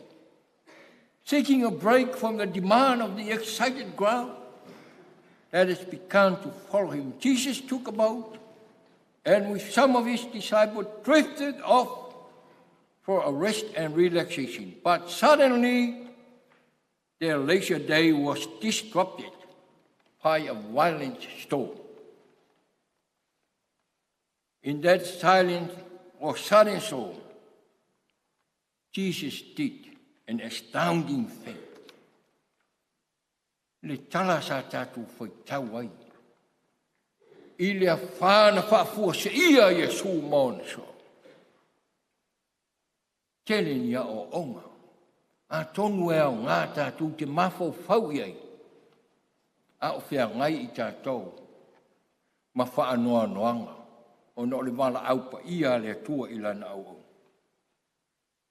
O le me mo mua. There is no guarantee against the sudden storm of our life. E le mawhai o na tātou alofia, whaafi tāuli o leo langa le nei. Po o tātou o Kerusiano, po le whai whiau, po le au au, e whetai ia tātou mo whaafi tāu. E whetai ia I lava I tātou ma tofu to whonga, ma lu I tau onga onga. E ono sui ai le tātou wa ai I a Kerisio. O isi e tō tele, e iei le manatu, o whapeifo, o mātou o Kerisiano, o mātou o tangata, o ave le ola a toa mo Yesu mani ngā ruenga. E a tongu e le a whainga, ma le a whea mātou ni malama ni puapua ngā. aua. O so o Yesu na o ma Yesu, tangata sa muli wala whai a inga. O whātua nai. O rātou manuia ma mea sa orai aua muli a Yesu. A tonu na muli nisi mani tadi tonunga. O le o ia Yesu. O le a mapu ai ti ngā mwhainta. Le ai. Sila fo le tuspa ia e tumu. I tangata. Sa ofo le soifua ma le ola mo le ngā luenga le tua. Ele i alo ai whawhitau. Pai moi o yopu o le tangata te talo i le au ma le pō. E whanau no manu i le tua. Ele i alo ai whawhitau. A pe fo ia Iosefa. Wha moi le tua. Ai no o ai whare pui ma pupuanga. O nisi fo yo so o Yesu. Na maliu ma tulo lava. O no le au ma ngā lua. Even most of Jesus' original disciples were martyred for their faith in Jesus Christ. Ele I polo misi mai pēna fola mai a Yesu. Au tau leu so a whai tau te muli mai a tau. O le a le toi whita iai o tau ma whita ma whainta. Jesus never said that. But, whai mai Yesu. But I will be with you wherever you are. O te ia te o tau pēna lava. Ia so le lei maaso whainta o aso tinga e iai lava le atua matatou. O te tomu fo i o le tala lea. A tātou whaitau manino iai. E i fōringa mai. Ua silence le atua. Jesus seems to be silent. A o lea whea ngai. O na so. Wa whainga tāo leo langa. E whape nāo tātou langona I nista inga. E awhita iai tātou ma whita. It appears that if God isn't doing anything when disaster strike.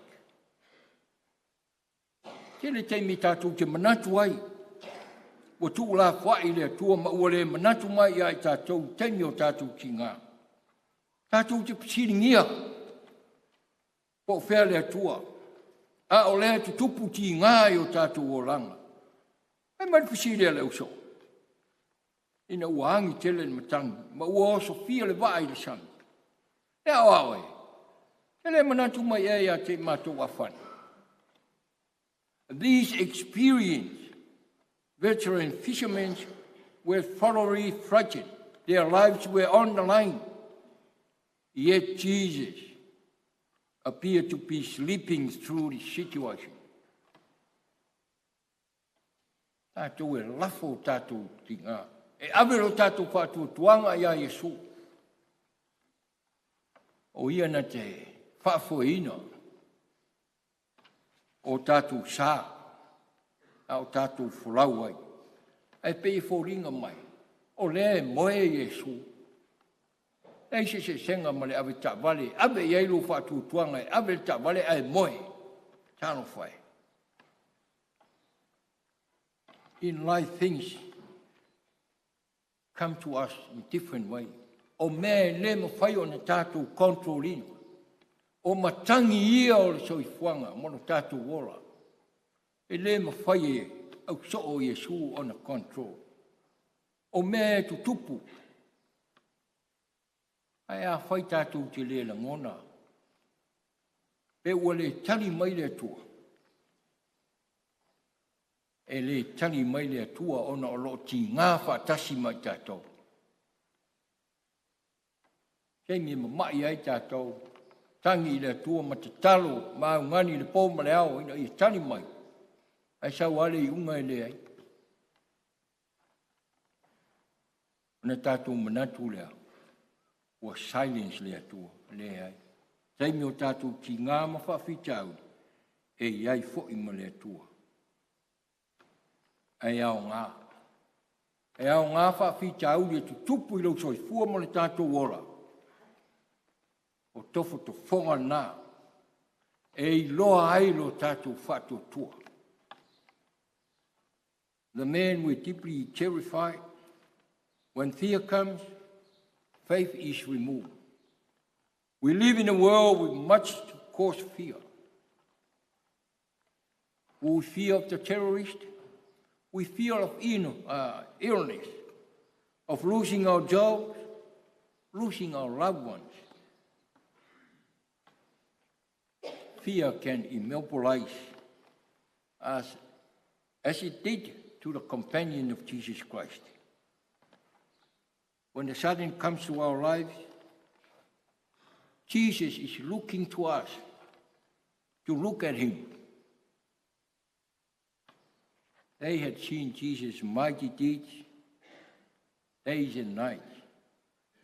They knew he had the power to heal the sick and cast the demon, but their faith trembled at the unexpected chain of events.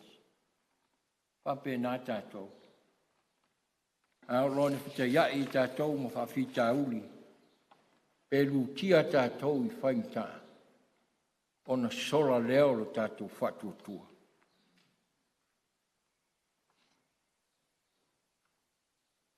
E la ngona e Yesu o tātou ti ngā ma mawhatianga.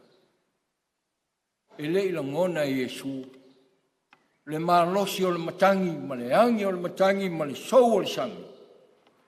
Aina la ngona e Yesu, le tau alanga a ona so. Jesus hears our cries. Alice, ne e manatu o tu la whai le atua ia te oe ma le whanau. Le ai. La ngona e Yesu, la tātou tangi. A whai ua whewhi mātua tu wale leo so, ma ua whawhangu ia Yesu. Sa la ngona e Yesu lo lātou popole ma le atua tu wale. E whape nā fōi I tātou. Au la wale o le mea. E tautua ngā ma tātou. Yesu I lo tātou waka. E le lei le tupu mai o le matangi, maangi mai le wha. A o lo tō wha, lo tātou wali I lo tātou sa. Ai le anga ne tu tupu wha whita auri o na tātou longa atu leo. Tātou te leo iai, whatasi mai Yesu I o tātou sa. Loto tele, ma wha moe I le atua. Ya. O le te tala vou, o le fotu a alfia, lima sku whātau sanga o lo wali ia o leo wala au le atua. Ia, o lona winga a whai o lena, wa lima sku wha, o lona winga o le fotu a lima sku pe fotu a wha waru au. O lona umana tua hei leo le tala.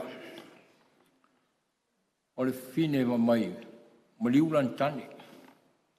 E o nāru ale alu, lesi e tungu e alu e te whao. E lai tu tau o tu le whale te le ale na.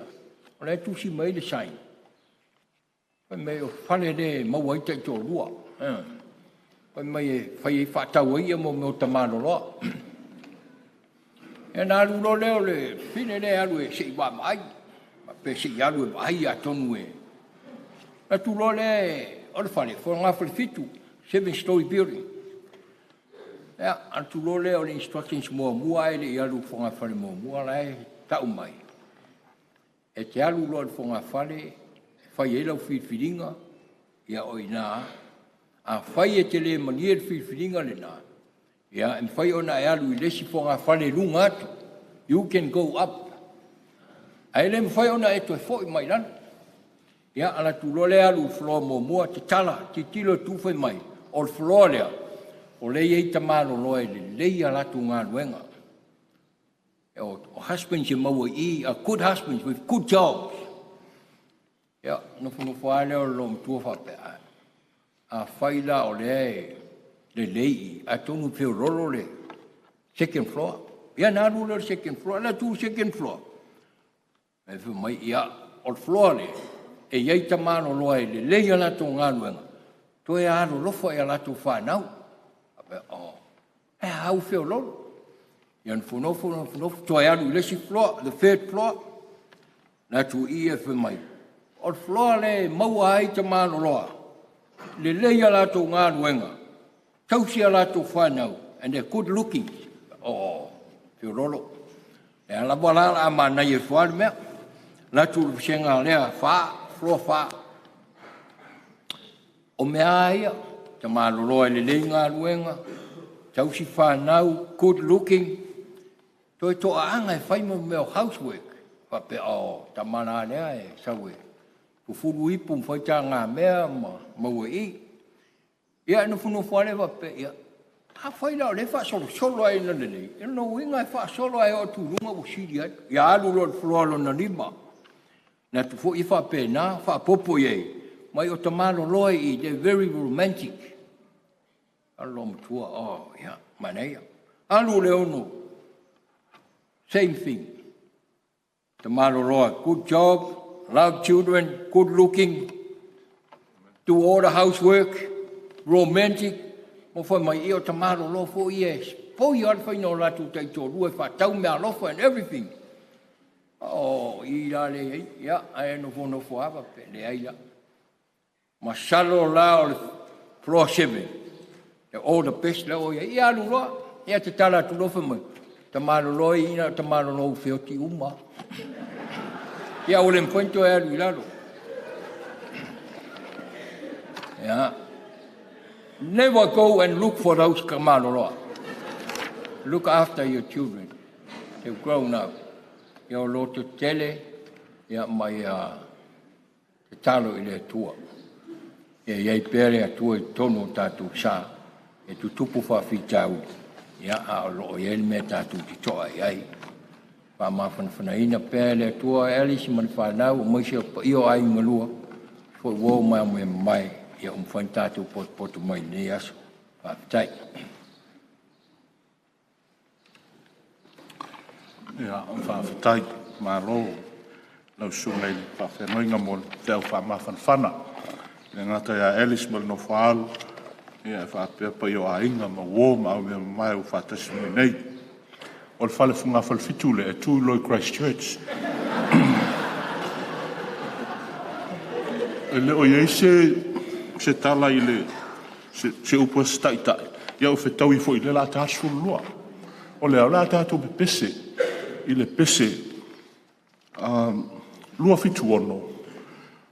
Whai upu mua ma le whai upu e lua ma le tali.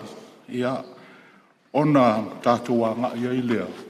Leanga ua lata i le se furu lua le taimi o tātou sa menga. A ia whaamanuia lea tua i le. Lau sunga i whawhengainga. Ia whaapa ia ina fo i le whea ua le tala le lei. Le u whaamawhanawhana o nei aso. Pese lua se lau fitu sunga le ono.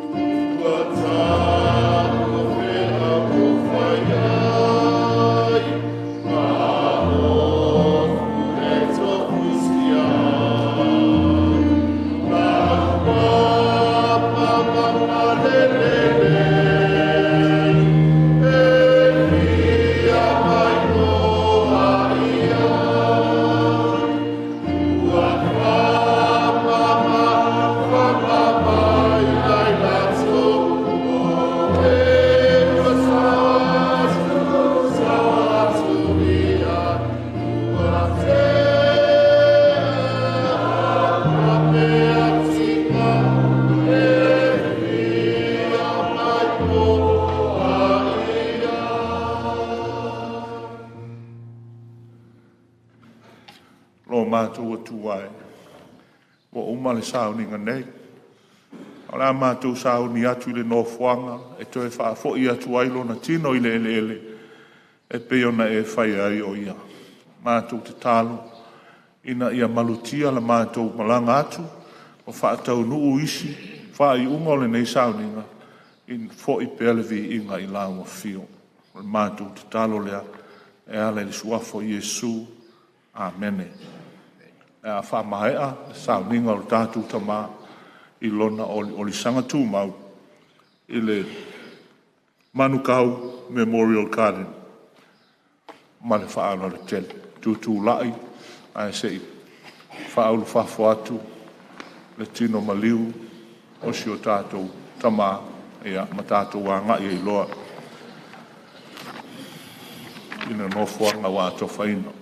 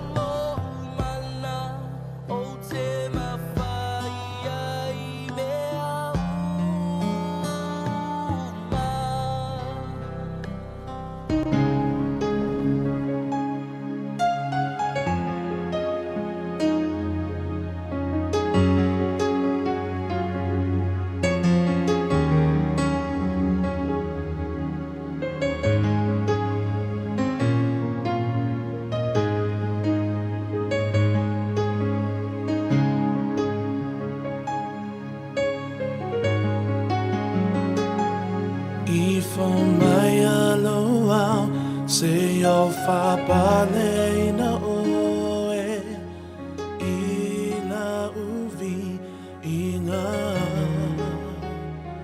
Olo mamalu paia Ia whaanene ina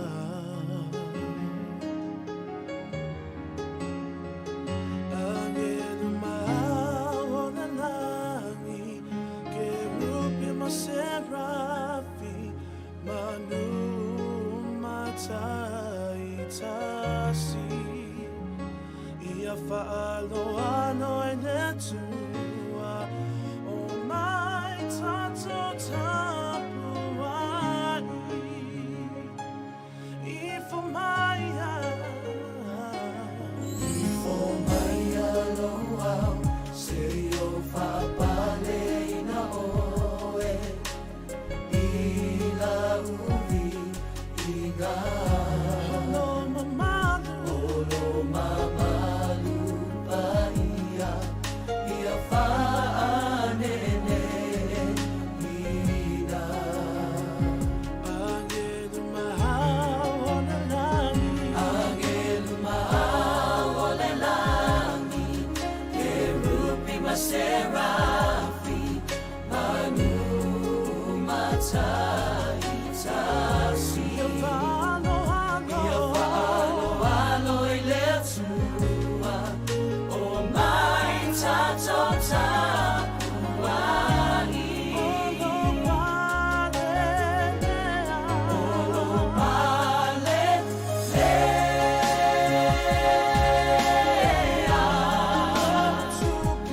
Lotupu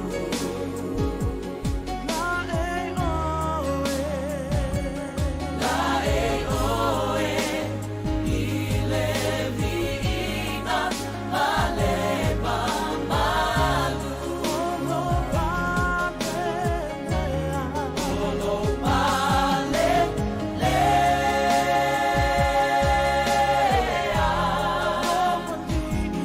Lowali Yesu O te ifo So atuli mavivi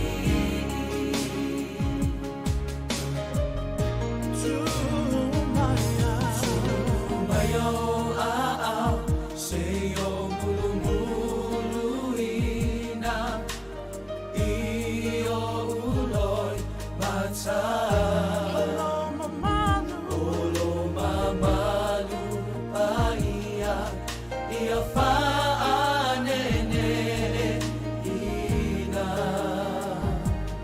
Ole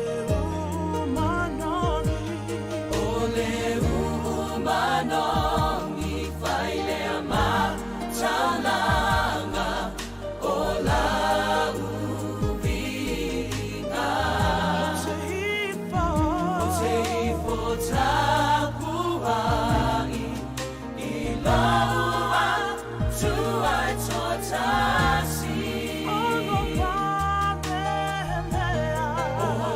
pale lea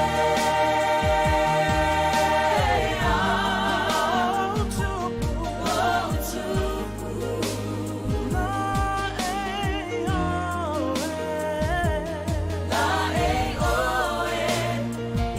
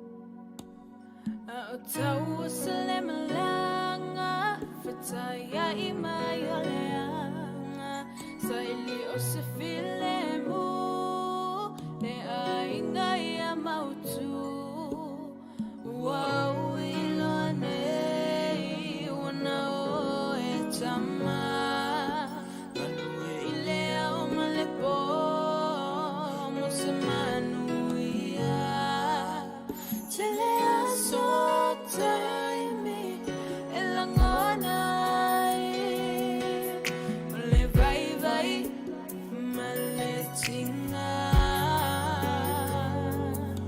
telefa mai nai le lofa now yamanuia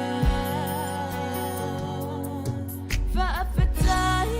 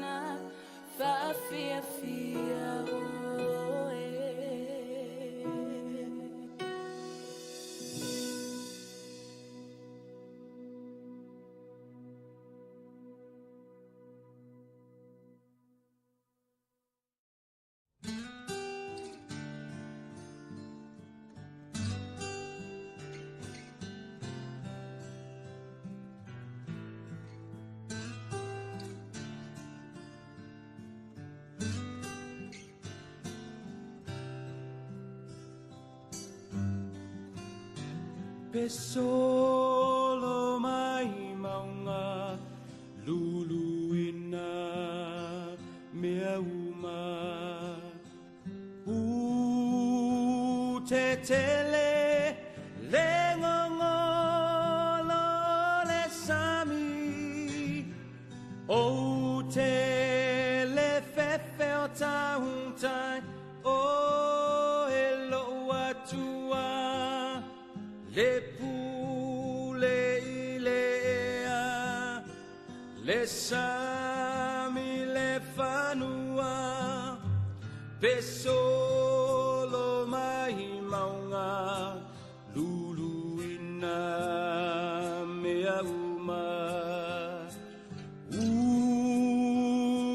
tele le ngongolo le sami o tele fefe tautai o elo atua le pule ile ea le sami le fanua o te malosi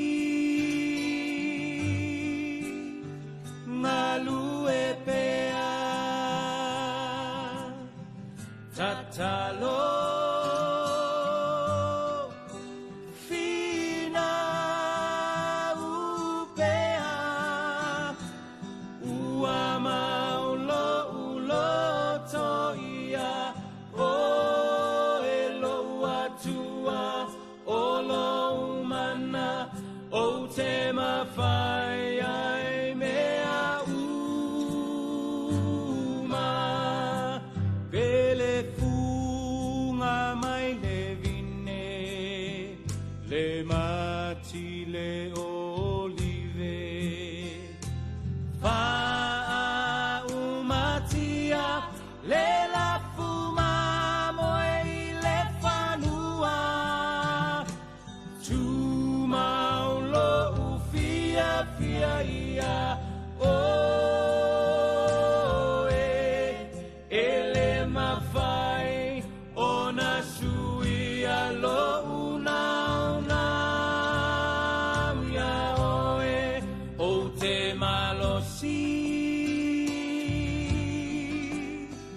ngalu e pea tatalo fina upea ua maulo ulo toia o elo atua olo umana o te mawhai ai mea uma olo o soi fua oe e ufi ufi mai olo o soi fua oe e ufi ufi mai olo o soi fua oe e ufi ufi mai olo o soi fua oe e ufi ufi mai o te malosi malu e pea tatalo fina upea ua maulo ulo toia o elo atua olo umana o te mawhai ai mea uma olo umana o te mawhai ai mea uma olo umana o te mawhai ai mea uma.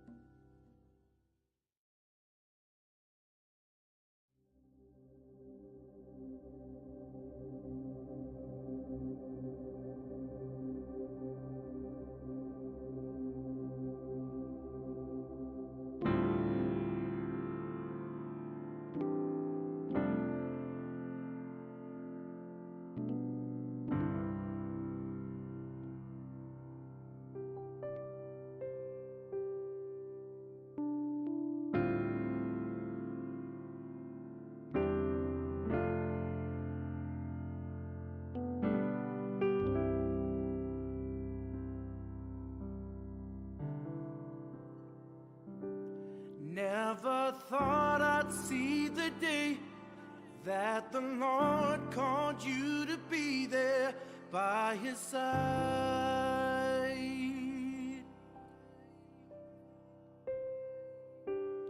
I can't remember a day when you weren't around.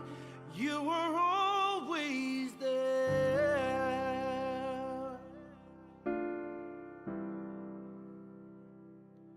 I still hear your voice in my head, hear you laughing, see you smiling in my mind.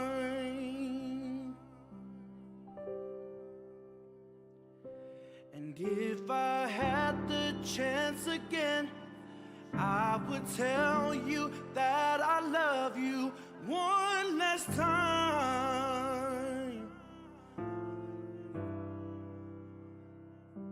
And yet I still can't believe that you're gone, that you're gone. Oh, we cry,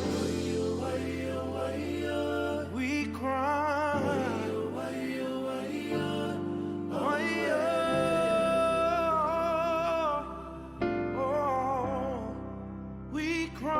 we cry. Why, oh,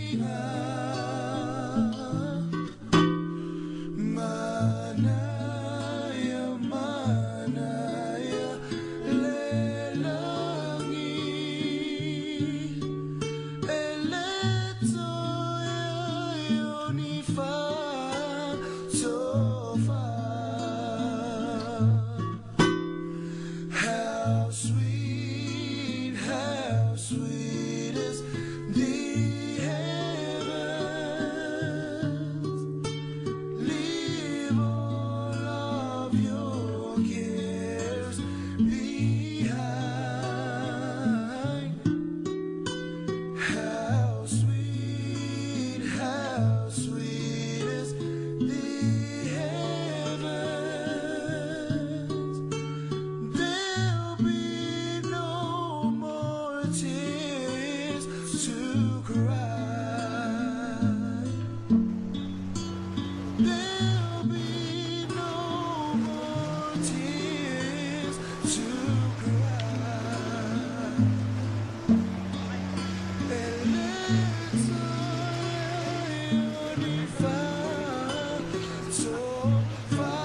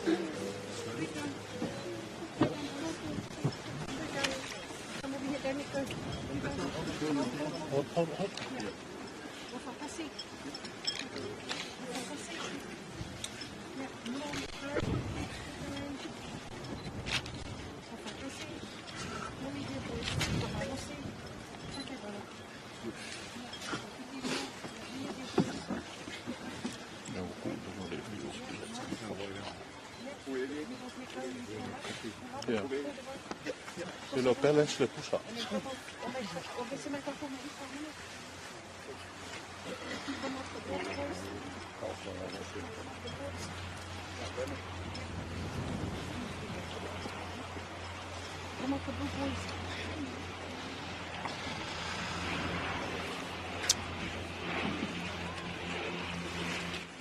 Na foa ina mai e le alii, wa ave se ina foi e le alii, ia wha manuina le suafa o le alii.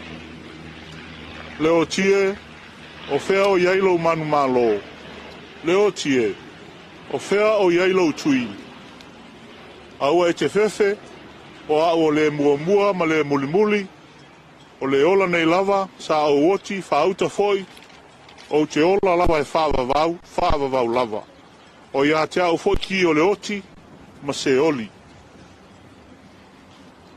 Ona o le pule tonu o le atua ilo na alofa tu noa tele wa vei natu. Ia te ia le anganga o lau au auna, lo mātou ta mā, o lea ua tātou tu ina atuai, lo na tino i le tu ngā mau, o le ele, i le ele,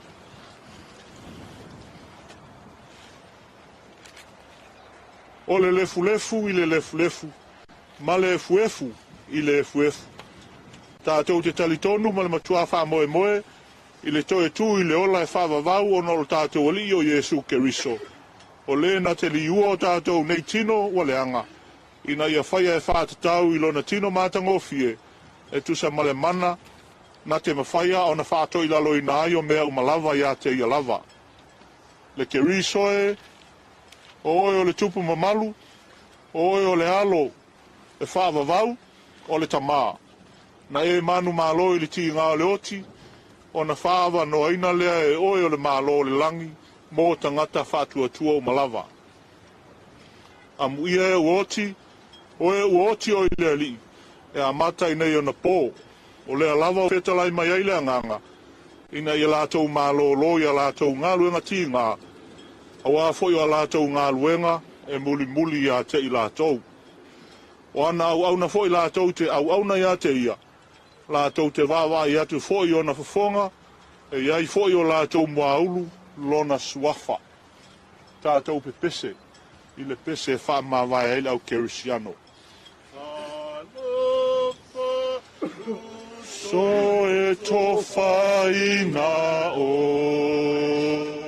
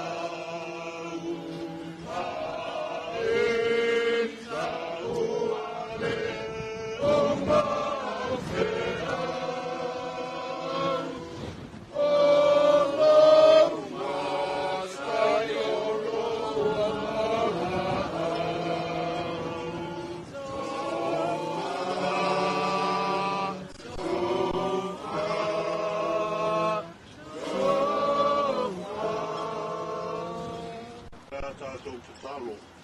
Le atua sili e se, o le maliu o lo wale pelo i Yesu Keriso na whato i lalo i mai le oti, palona malo o longa i le oli sanga tu mau, wa o maia le ola ma le ola atali i le malama, ma tau te ole atu ia e talia maila ma tau whaftai le lava o na neiman malo i le oti ma le tu mau, na ia saunia mo i mātou mai lātou uma o e o momoe i lona suafa.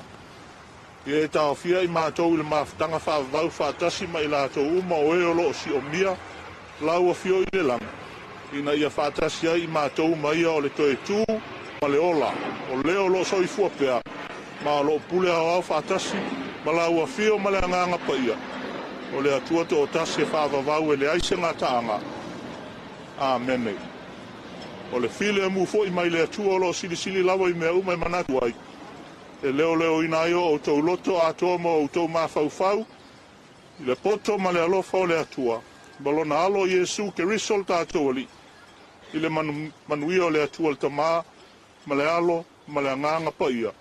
Ia te o tau pea lava ia sa uma. E le au noa. Amen. Manuia lo malanga Faumuina.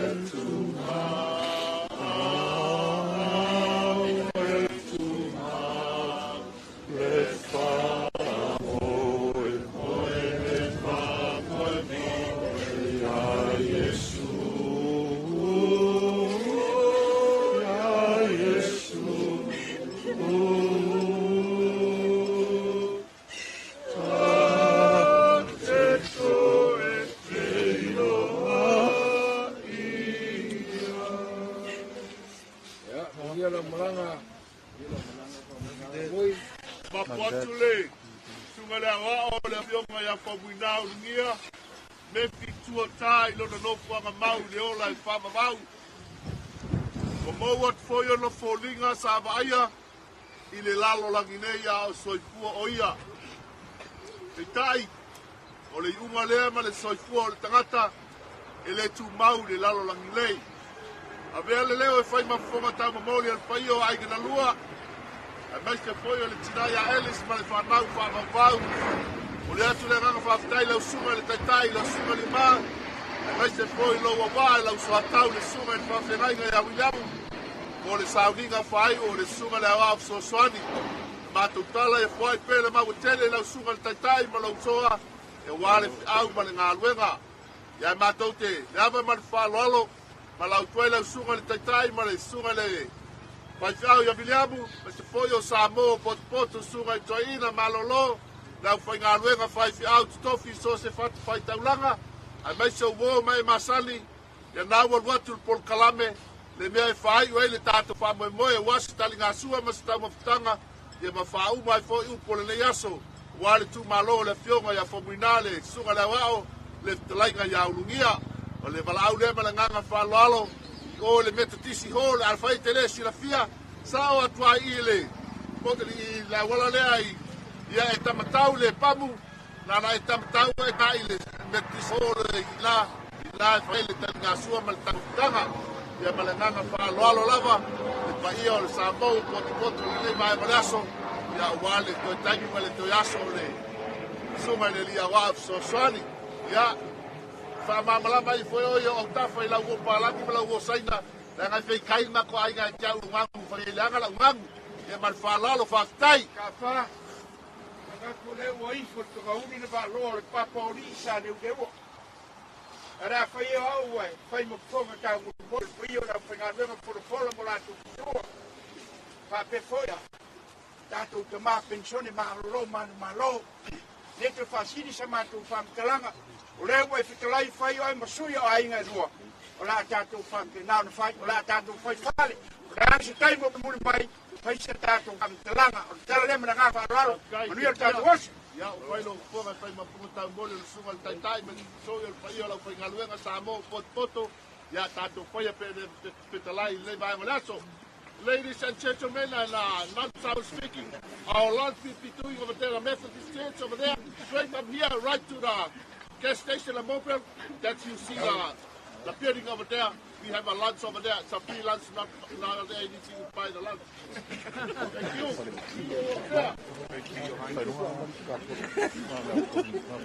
Thank you.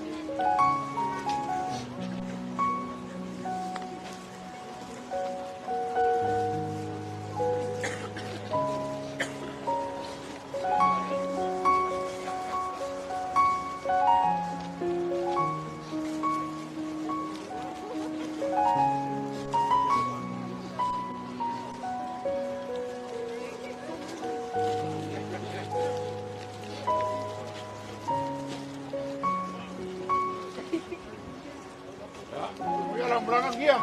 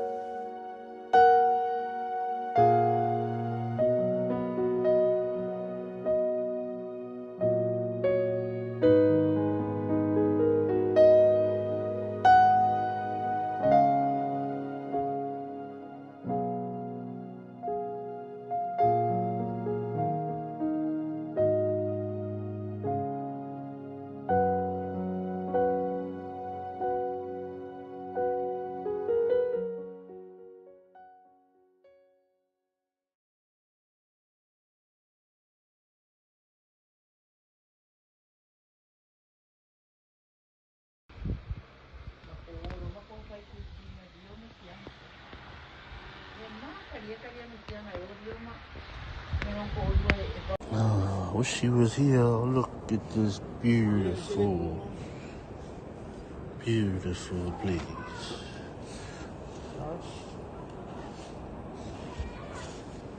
They're topping in. Uncle Koyu put it there. Let's go.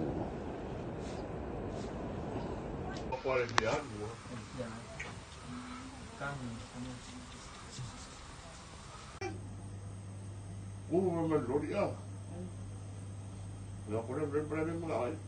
Y es que venga, venga. Y va a ir a leer más para lanzar López.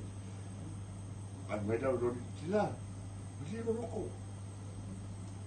El Lorilla. El Lord Pomca.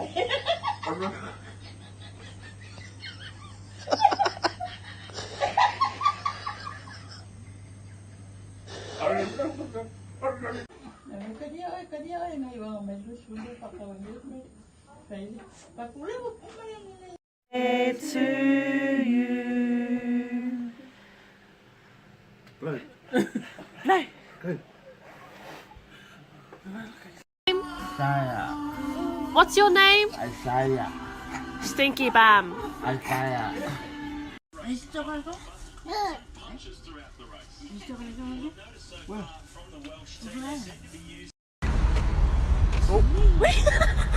Wrong one, bro. Oh, not fast. This is fast. Mate. Barman. Hi.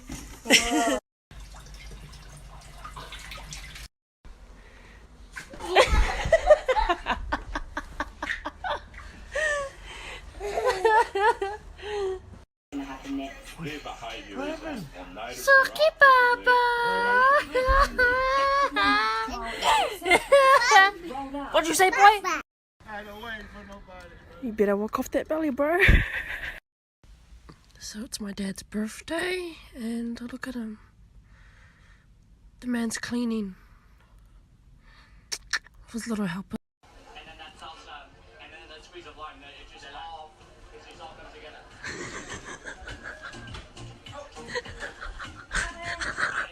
Papa. Nah. Say Nana. Nah. Nah. Say go home. Nah. Don't drink too much.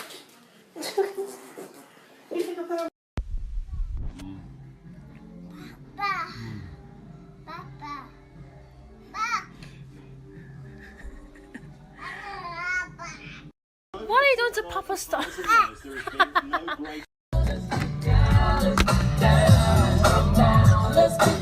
Okay, party's over. Inside. Daughter, do you want to say something to her before they come? Vai ser escolhido.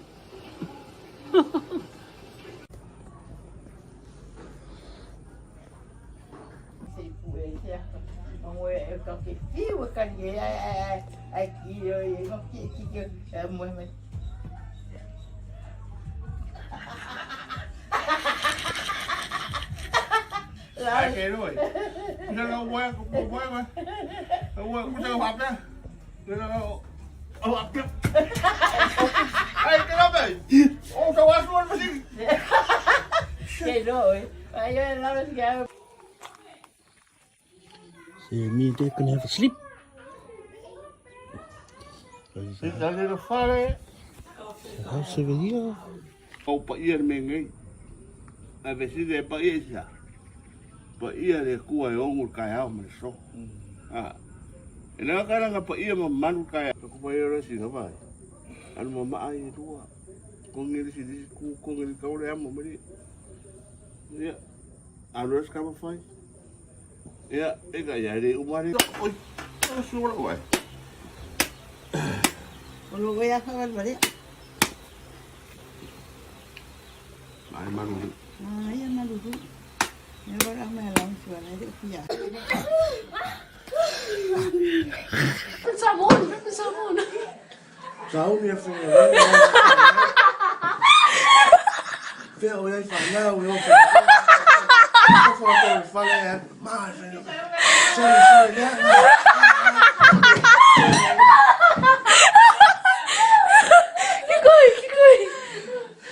Sorry nhé. Để ai ở đây phụ này. Anh phải Aisha. Chào anh Mao đi.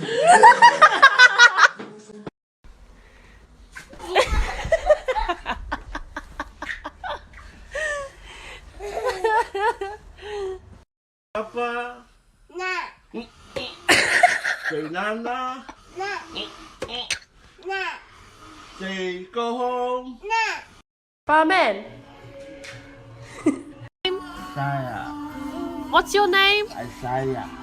Stinky Bam. Isaiah. You better walk off that belly, bro. And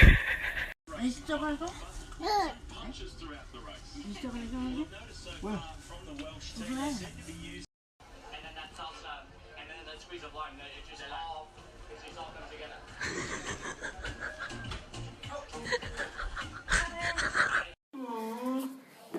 Don't drink too much. You think I've got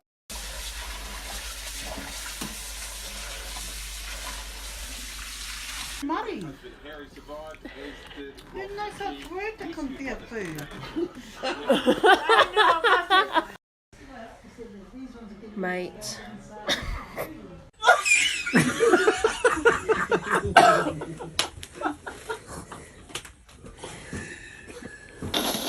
Shut up, guys. You know Saeed? He's Punjabi. Not Punjabi from Bindi, Punjabi from India. So it's my dad's birthday, and look at him. The man's cleaning. With his little helper. It's both hands. Go. Okay. That's cheating. That's cheating. We are. Okay. There's your game in your room. She's gonna be on it, and she's gonna eat the Indian way. To be healthy, not the island way. And you know what happened? Wait.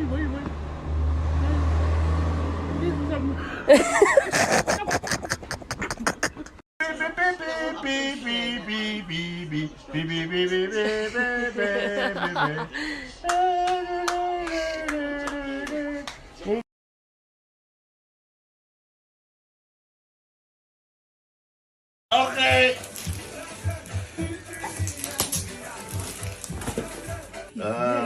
Hallelujah, Fafeta. Lucy, but not a go in it. You took care of me. Did I say any names? Well, who else had pizza for lunch? Your fat ass. What the hell is happening with this? In the fit month. But when did you guys pick up to work? What's your busiest month? Or it's normal all year round? Nah, right now it's not that busy. When we get close to Christmas, it's really... Oh, that's like everyone though. Everyone gets busy close to Christmas.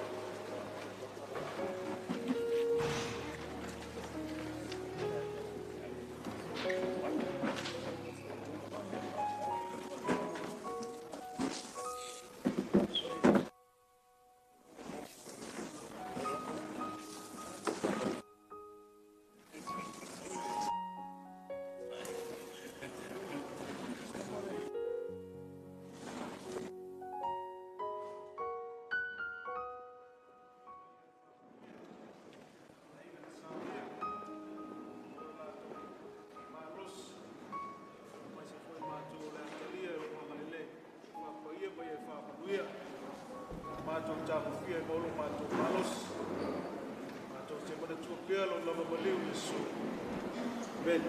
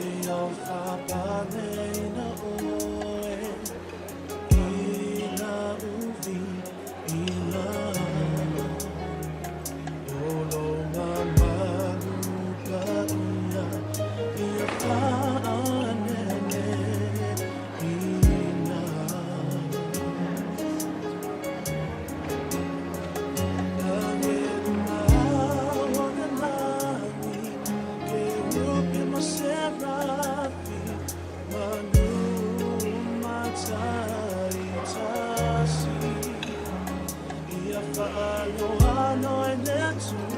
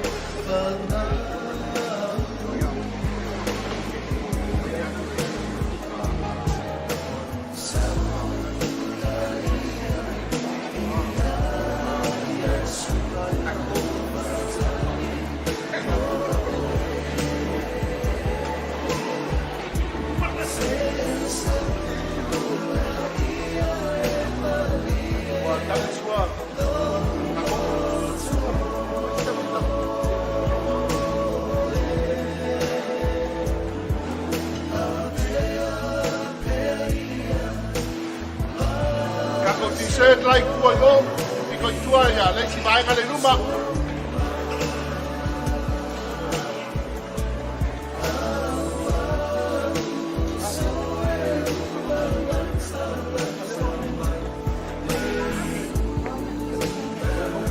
ave ko pero mo.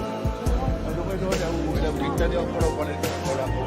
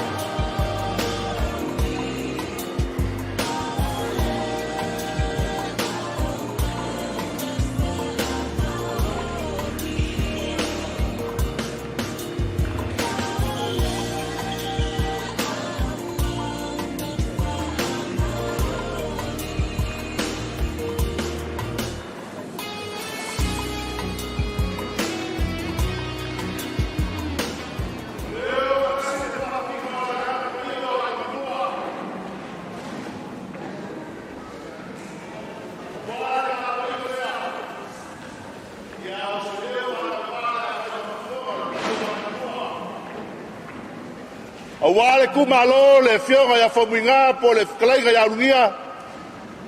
O le sunga ya waf so swangi. O le sanga lue il tato pulenga manukau sae. Ai mai se foi o le matanga luenga manukau. Ya mapua le ina fale le taulo i malolo. Se iau li liwange e whainga ka le vasa lea. O le vasa e sea ngā sainga. Ia o le a kaumu whaiai se vai vai. Mamu kwa kuka ura rea.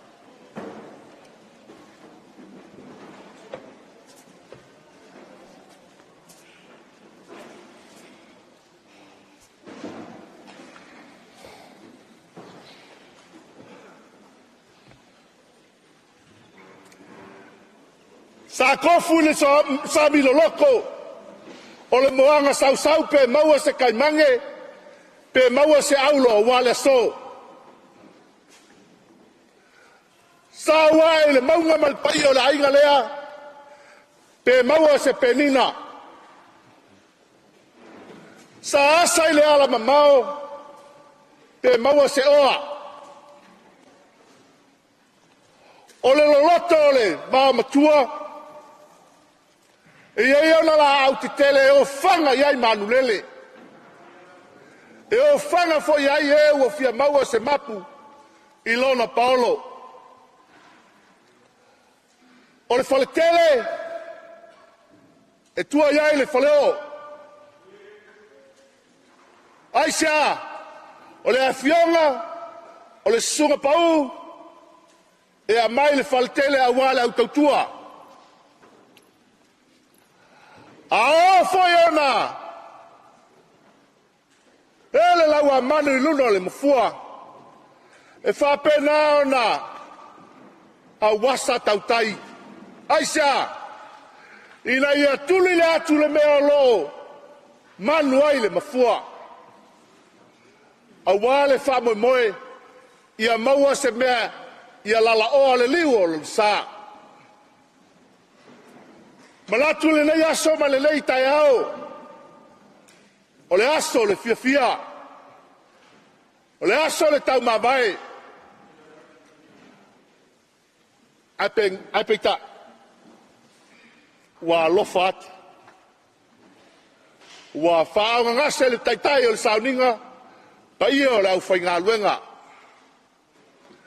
Whai mai lao lo maloma le fsil whainga le maali atoa ma le tui manua I le vasa.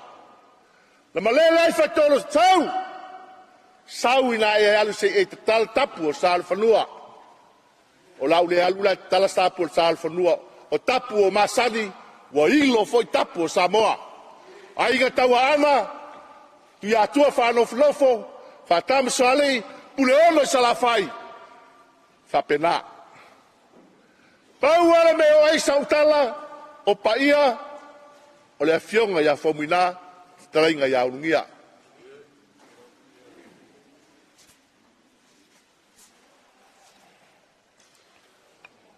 Kulau ngana langia le maoko I whangamayusu. Aisha. Awa lea wa usuia le fono I kalainga ya Ulugia. Wa kuala malo le sunga le awaf soswani. O le paia lava lea wale fio se yuli le suo se yuli. O le alo le malitoa. A fior far fiori. Wa usul fono le kalainga ya Ulugia. Malainga sa Ulugia. Tulou. Au tautala I paia o maota. Whaingata. Le pea ma vai tangutu e fiai le Faumuina. O le tupfia. Le tawaitu. Ma le mamalu ia te oja. Au tautala foi. Paia o tamal fale. Le anga walangia. Vaiala e fioi mataia. Maise o le paia o le fioanga ma le alalfanga. Au tautala I paia o vaitele. Le anga e whaingtaua. Tua le malo le tamal fale. Le fionga al manmana o le aloli. Wa usul fono ia toima. Le ala I le pule. Au tautala I paia o saina. Le anga e whaingtaua. Tua le malo. Ainga. O wale paia. Mamalu o le ainga. Mamalu ia saina. Ai mai se foi. le pai o le fioanga ma le alalfanga. Pa ia sa tunu mo folo le fio ale o le tamal, lau o le ato lua, ia tatia pa ia o le Samoa poto i le tumalo. Ia le whangaloinga, le pa ia o le malai folo, muli fusi ma tanu maleu. O wale tua o le malo, walangia le maotai ma tawai, walangia le maotai e fioi, le pa ia o le aiga sa le valas. E fioi le pa ia le usoli ia fio le maili. A fio ai foi le fio tiapu, fio le alo le, fio mei.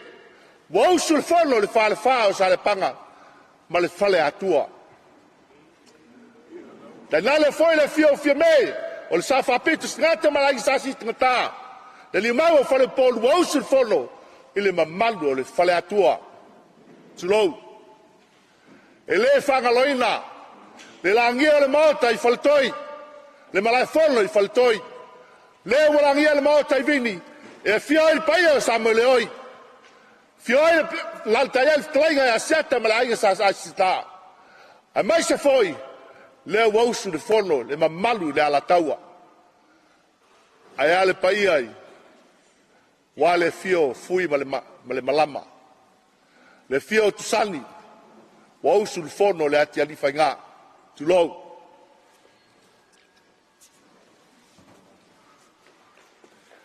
E le whangaloina, le ainga o le falitua o le sunga le lia of soani. Tulou le langia le maota I au whanga me tau tongo. E fioi tu poa le mutua tango. Fioi le whare fio le usoli. Sa vustu so lupe asoli ai maise o le mamalu lo lato lua. Ia popo me talimau tulou. Tulou le langia le maota. Vai te le ma so vava. E fioi faltoi ma le usoli. E fioi le matua. Wa usul fono le lato lua. Se mua mauta ia ana tulou. Tulou le langia le maota. Sinoi malala ela pa patele. E fioi le alo le tuiatua le alo le maletoa le alo le matafa. Lala taia wa usul fono le lato lua. Ia palea maolo tulou.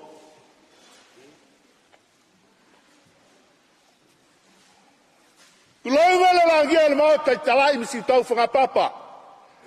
E fiai le paia o maputaulangi, whalalai pupu ma pultiu atoa. Suai le sunga le sanga portele, a fiai le fionga le aloli I atupua. Wausu le whano le lato lua I autaulu mwhiu, tulou. Tulou le langia le maota I whaleo sila mga msinalo. E fiai le puauli ma le songi ma le tawai. O la matua le sunga le minuto ao. Wausu le whano I alopau ma le lofo tau polo msa le panga tulou. Ta lofa wa solo le fui. Le malayo le tutoa ma le malayo le ava. E lala ta yailo la tolua e fate lofa ma wa lua. Tofi fa solo le malia le ngoi ma upu le fale atua ma sa le fao. Tulou. La ule tautala I malai fono le filufi. Malai fono le ulmuenga. Malai fono I sa mau. Malai fono puleono I sa la fai. Aisha. Wa lofa atu. Le soma le maftanga, pa ia lau whainga luenga, e asu malu puenga le pa ia lau whainga luenga. Le ase whai fua ua maua le pa ia ai ngā lua, ai mai se foi le whaletua I aeres, o pau o le fua ia le tua le yaso, ai mai se o le whamoe moe le yaso. O soma tua whawhina le fionga angia, ai mai se la su mai le sunga le li whai fiau, pensione, le sunga ia kaisala, e mal pa ia foi o le ainga, e peo na fio mai matala mai ao. Le a se meo maua le aso tali sua. Ia o pau se meo o fua i o le tua. Le aso ma le whamoe moe. Le a se meo tupufua. Wala le whailoa I le aso o le wala au o le tua I le sunga le au so swani. Tai ao Samoa. Ta tia ia tai ao Samoa. O le fatu aiga tausi. Le ulmoenga ma le flufi tui sa mau. Ma malu ia puleono I sa la fai. Ai tau ana upai pa I o Samoa. La ngai whainta. Ai ngā oe, ai ngā papa, ai ngā te whaiwha. Tu mua ma pula I tuau ma la tau ai ngā le tai ma le wau whanti. Sua ma le vai whanua, wha mai tulangi. Sa ola ma sa lau mua. Whatui o le motu. Au wa au to tulou. Paia yo Samoa wa fia poto i le so. Ala ya so male maftanga. Ya. Le ata mu fayatu le paio ai ngalua. Le asa me wa maua le paio ai ngalua. Ai mai se foi le faletua ya Elis. Le sunga le li fai fiau pensione malolo. Le paio ai nga. Wa pau se mea wa tau au ai le paio ai ngalua. Lau sunga li ma. Nai se lau soa fa aftai mo ngā luenga le aso. Tai mo ngā luenga folofola ma leu fa mafanfana. Ya awale fa mo moe. E ui lava le ngā lule fai se mta fale a. Alungia ma Elisi i lau au lotu. A lea lava na manao ia le feltua o lau sunga ma e taitai le sauninga fa aftai. Tai ma leu folofola le aso fa tum leu tu i lau dua ngā luenga. Wale fa fale le malu i o tara ma le talesia. Alo mai. Ala tam fayatu ia le. Pai o ainga lua. Ai mai se foi le faltua a Elis mal pai o la inga e o le fata mali le la sunga le ni fai fiau le taitai o sauninga ya le o te atu le swinga o ia mal ia palang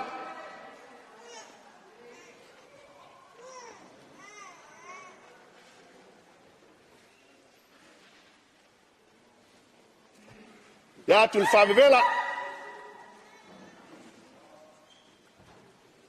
el sua bus pisupo sua wa yale manu palangi wa uma la tua paila wa le va la tapena ya le fionga ya Faumuina le tlenga alungia le sunga la au i lo naso o le ftai le ole iole o le ftai le ole fata maria la sunga le li fai fiau la sunga li ma taiva somai o le ia sa to fai i vainganga ma vaiusu sa to fai sa paitea to fai sa vaia to fai au fanga ma sale panga le o tala i le so awale to fai la sunga le fai fiau sunga le fafengai galima le o tala i le so ya alu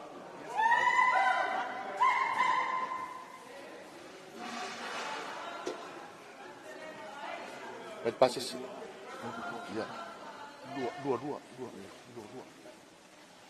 Ya, ua makiva ia le, pai o ainga na lua. A mai se foi o le, tina ia Elis mal whanau. Lua afe le, fai ei se pensine o lau sunga le li fai fiau, o le taitai o le sauninga. Le, kerika. Fele whaaso. Lua. O lau taitai, lua puspisopo, lua pusa wahu. O mako le mai a pusa moa, o leo koe le leil moa le nei vai tau. Ale wahu o wase, tanga sua mas tamuftanga. Tau te atu. Mai ale vaenga, lau sunga le li fai fiau. Pea ala fai atu. Le yasu se vai. Le itongi se maa. Le fai se taulanga ma se atina i tonu le kalesia. Ale alava wo e masui wo e maau. Na e whalolo mai. Fele meo le. O le tamu whainga le ala i lau si whalolo.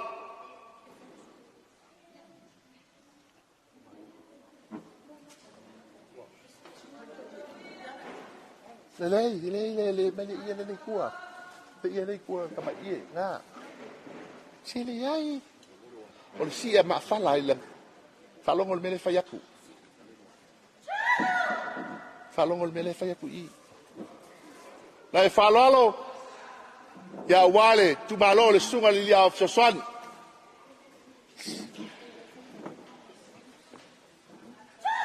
Ngā u te atu. Yo le sua tal sua lea walo whalalo. E ala leu si mai. Ai pisupo, Ya le por fue.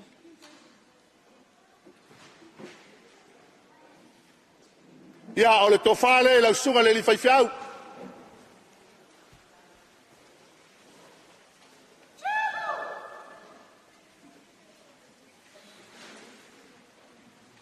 O lo pasa se li ma se la tala. Mai mas piso lang ay ta lang si. Piso mas piso wahu. Piso mal piso wahu. Ole tangol sifa no lo fai fiau. Ya pea lo fayat le ala si falalo le pusa pisopo pa le pusa wahu o lau taitai e ala le falalo le tu malo le tsunga le li awa sosan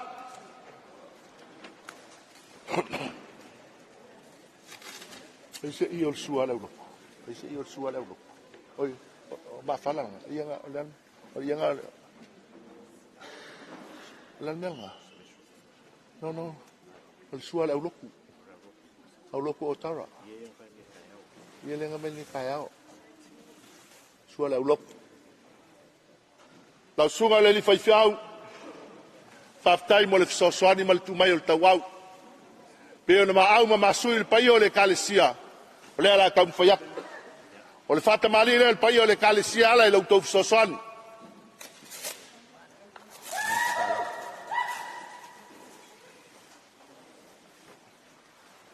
Awa ke aku le suinga mo iei ma le palang.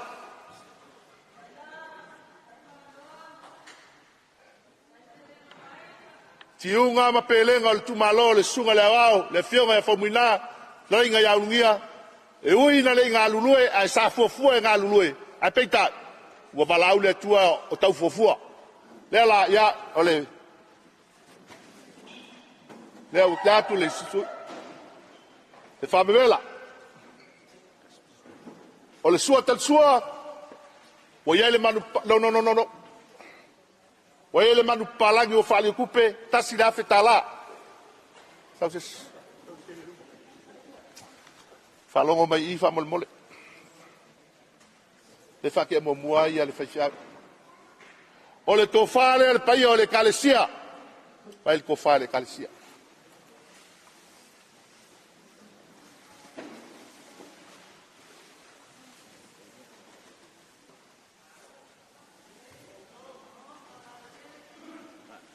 Fele.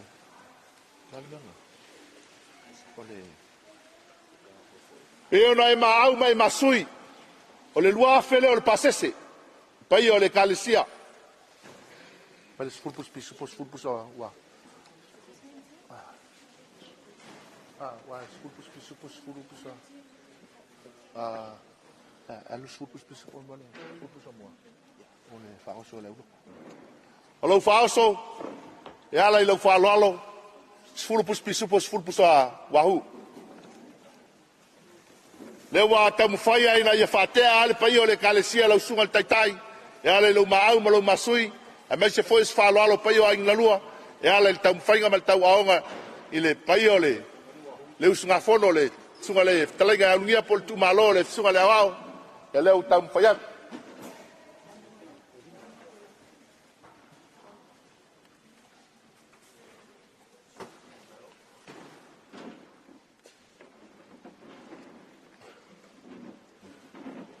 O uma le mela. Ya, vai le vai nga lau sunga taitai. Lau sunga Williamu, tai mo le launga. Tai mo le launga. Fa peao le fonga fa le fitu le fonga fa le yai mea atotoa. A leo wo atu yai le suenga ole. O si tamalo e fai ma. Nga o tangata fioti la yai. Lea la, wali liu foi la fa e pelu le mea atoa o mea okei. Il tangata oti o le yai ya. Malo mo le launga le aso. Tai mo le folfola. Ya peo na e saunoa. Ya tawia le seti mata to matau le soifua mle ole tam fainga lei alo mai o le fa alo le la sunga le li fai fiau sunga Williamu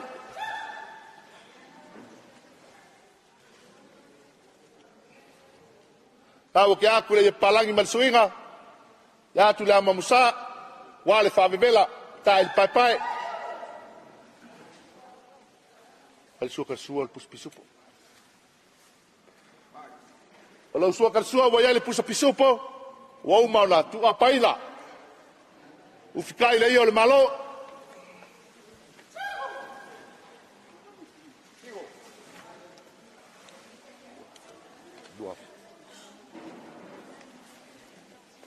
Ya, kaya nga fayatu. Wa alulungia wa umantape na umameo lo ngaso. Iyo nga kule iyo nga ainga. E fatinoa ma fama popol na fama emoy. O le tofale lau sunga le li faifia Williamu. Pai o ainga lua, lato tawa onga ma le tau mwhainga. Pe le whaingtale pelo le uso le kuangange, o le tamaa foi, o le whanau, o le tilaya elis.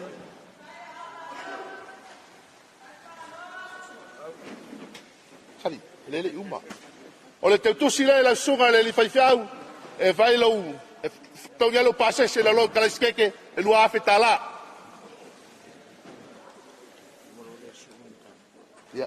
o le sifa lolo a William.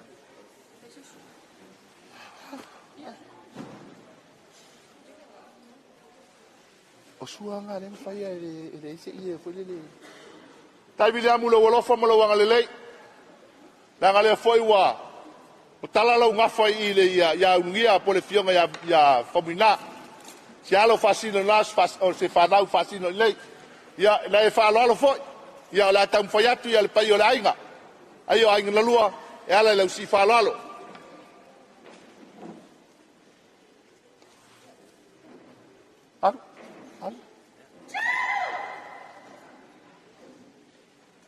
Au ke aku le palangi mal suinga.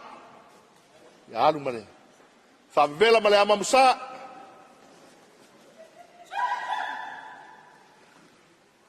Sukar sua, puspisupo. Puspisupo, puspisupo. Puspisupo sukar sua ya alu. Sukar sua wele puspisupo.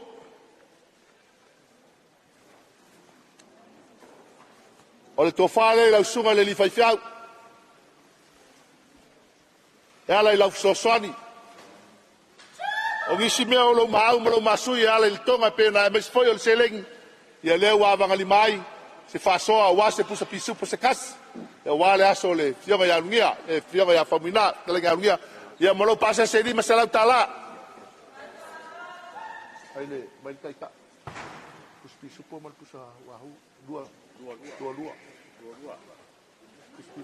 Yo me mo fe ka ko po. Dua. Lo fa so ya le si fa lo le lo pus pisu po lo pus wahu.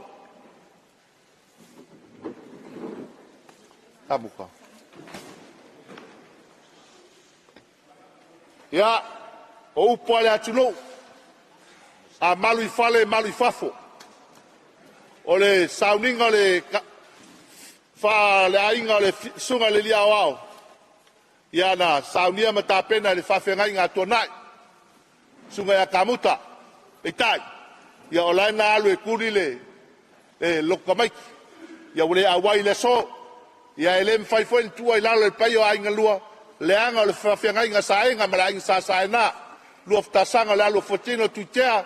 Utalonga ma le favaonga. La uftalaiga tupai sa ma le mamalu le fale le afo le ala taua. O le fata mali le sunga le fai fai autonai.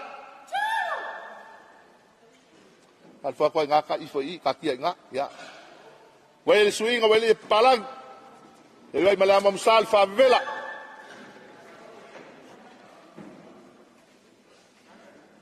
Ya. Puspisupo. Ya ole sua kalsua wele puspisupo le uftai. Ole fa fengai nga tonai. Ya, kai sua ole uftai. Ya ole tofale le sunga le li fai fiau. Kale sia i tonai le ala. Folo fa pe.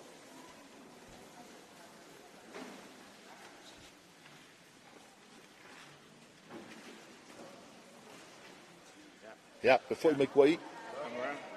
Mai kwai. Come back over here. Ya, o ia foi mai passe se le fai fiau tonai. E lua afeta la. E ku lau kanga yo kai o walo la foi Samoa. Ya le tupe le fai fai tonai le la ku lau kanga e uma la fo kai o Samoa langa o ke malai ai me ia le sa langa me la fai ngalwenga. Ya le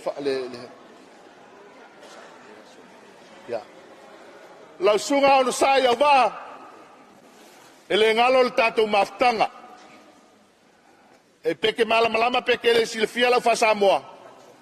Ai faftai lo wanga le lei le pai o le kalesia la sunga le li fai fiau. Mo sila fia le mamalu o fia le lei o le sunga ya ono sai o va o le kia vea.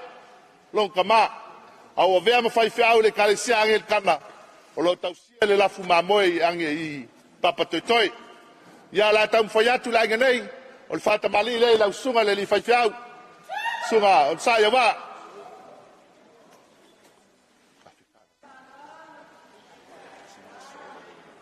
Aile.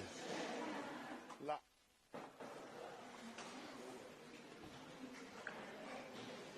Tau te atu le suinga e mali palangi o le amamsa. O le fa vela mal tal pai. Ia o ngati unga fa o ponei. Lau sua tal sua wa yale pusa pisopo. Ya e ufitai le yo le malo.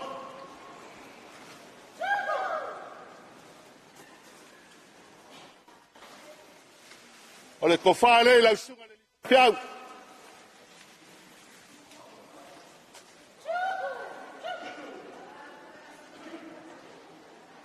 Ya o le tautusi le utuai le usa. Tasi le afetala. Tako donation pelo.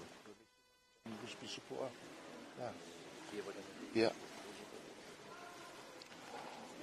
Ole whalalonga nights belongs to you only. Just only you and a reverend. A reverend of Auloku.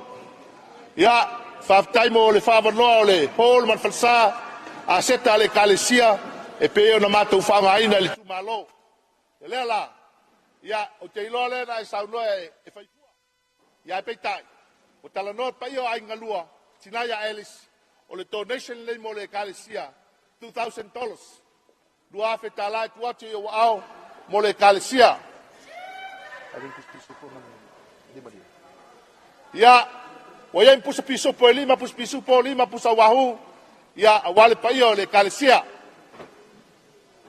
Tai le lei, tai le lofa, tai lo manatuane. Ya wale tu malo le sunga le auf soswani. Ya, wale fa mo mo le ainga. Tu vai la ho ai lu mai ku mai ku. Ya. Oya. Fa tai la usunga te ma pensione siloa. Le fa fonga le pai o le malu nei. I le mori mau pe ona e sau no ia. Ya le atam faiatu ia le ainga nei. A wale. Le aso fia le sunga le auf so swan. Le sunga ya. Ya luia po le. Ya, alun suale, poinga. O le fata mali le la sunga le, tama pensione.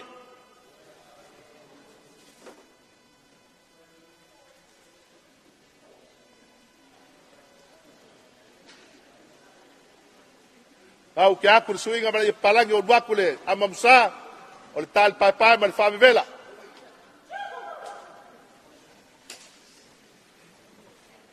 Sua le pisopo. O sua karsua wa ia le pisopo le man palangi. Muftai le yo le malo.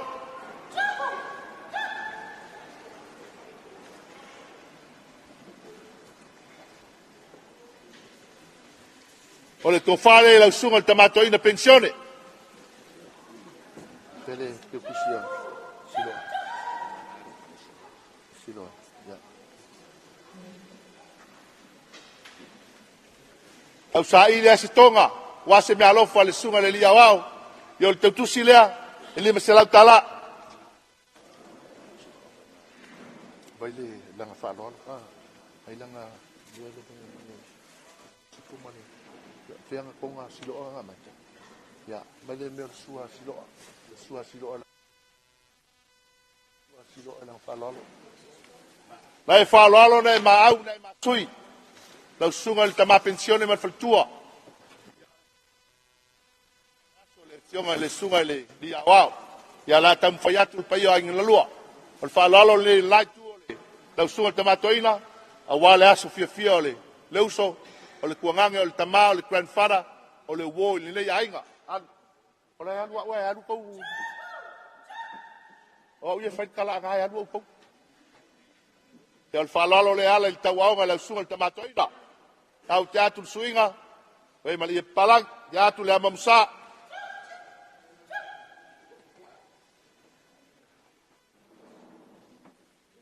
Lau sua tal sua wei le pisupo.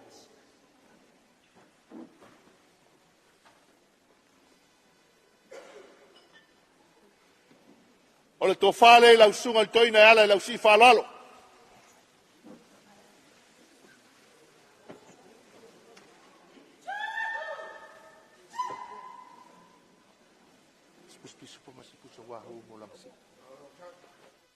O lou se lima se lau tala.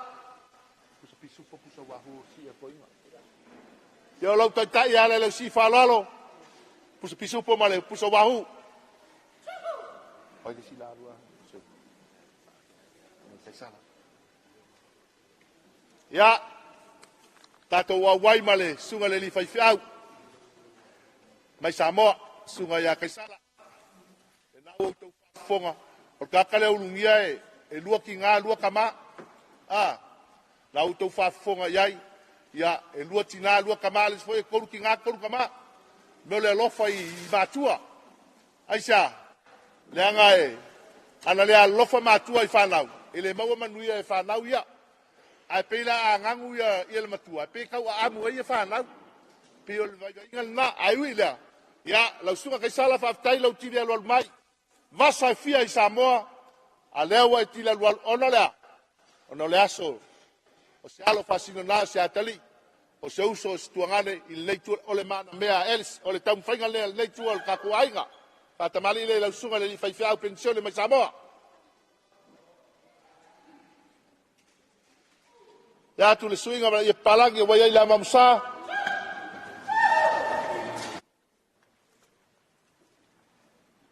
Puspisopo.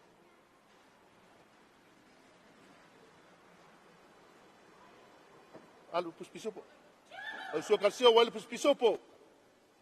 Ya, wa ia ma le uftai.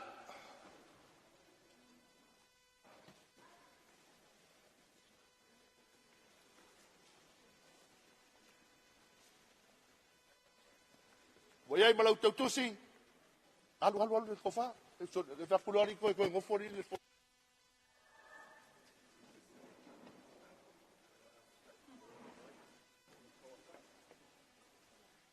Wa ia malau tautusi. E lima se lau tala.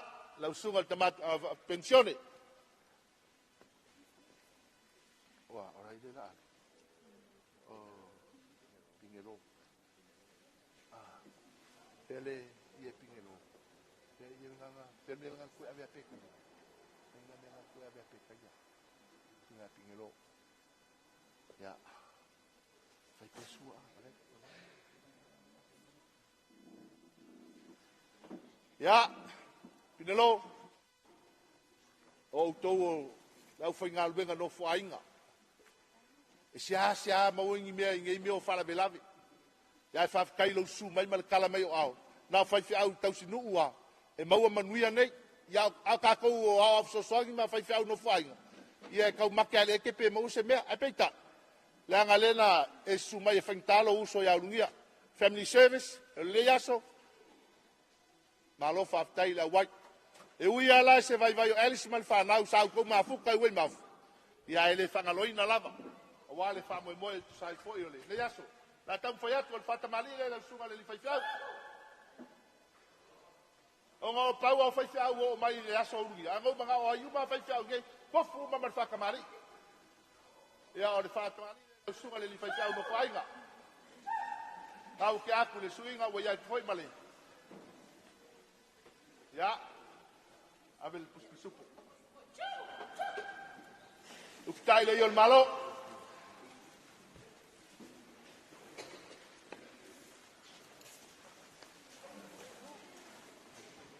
O le tofale lau sunga le li whaiwhiau.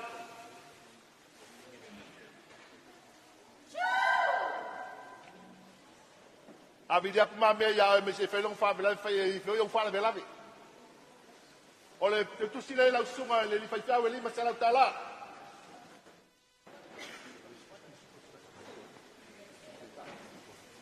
Ia lau taitai e tasi puspisupo.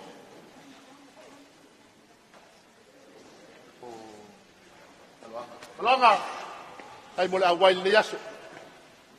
Ia, o le li abel kapo e kalisia wha misionale i Samoa. Ia whaftai ngalue pēr mo le. E ia e taimi ngā e solo kwai ele kako e kalisia a lau mautu le tamaru ngā ruenga. Ta lo on sa ia mau ale on sa me ngan ko woi malua on sa ia me ti ngama me le me faita. On fatamali le lau sunga le li whaiwhiau whaoriori e whaiwhiau au ko e kalisia ngā whaku. Ia tam o le a kampoia. Fatamali le lau sunga le li whaiwhiau. Ngā uma ngā osi al whengainga. Open mea uma oe ngā wen whasa te tau Samoa. Ia, ngāua, ia.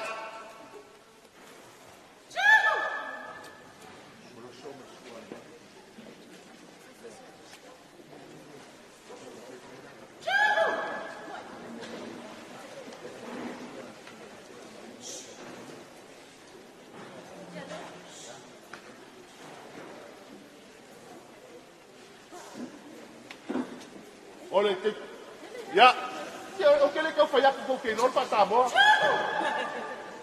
e ka fa mai nga ko ke lo ai mo lo pa o el pues ya ko fa le la sunga balanga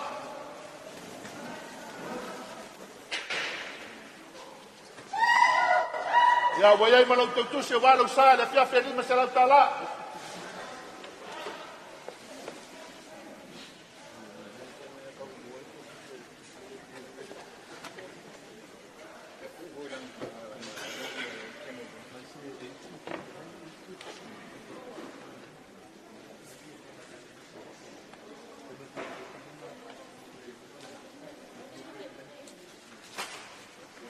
ya malatu le wa te fa yo la fa ngalwenga se la mal mapa inga amu ya uma yeah, we are on the other side of our happy day today. Yeah, honorable manager of the Bluebird company.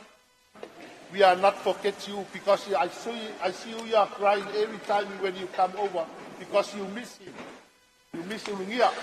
Yeah, Lea, ole ko fare la sungal tamai tai pule. Sungal manager. La ngale tanga you see have a fine match around here. Yeah, we are the kind of the country of Samoa. We are gonna respect to you. Have a polite for you. That's a kofa for you. And your pussy, your envelope, coach for your petrol. Ya el payo lo fue al al clubet. Ya kawio se me longai o lo to tai ma lo to faso 5 pus pisupo 5 pus wahoo. Was sandwich wale ko lunch. Ya lu ne. Okay.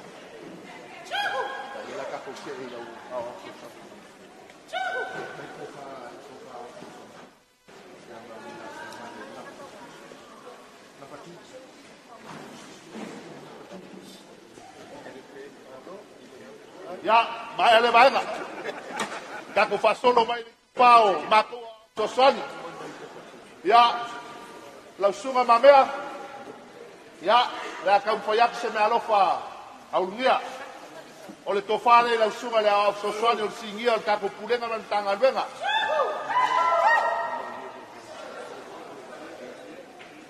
Ngau ka tofa, we mlau tu se ko se la kala. Si $, not $100 or $300. Ya voy a malo tatai, voy a pisupo. Ya lau o tamama tua di solo o le tofale la sunga le dia o sosan.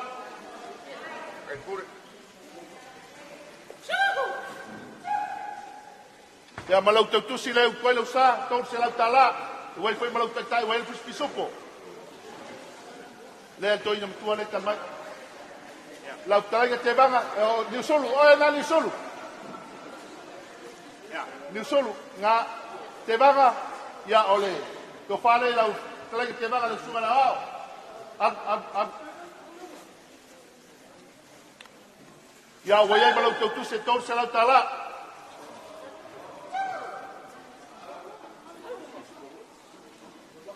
la suma tofi ya wala we pisu pokeba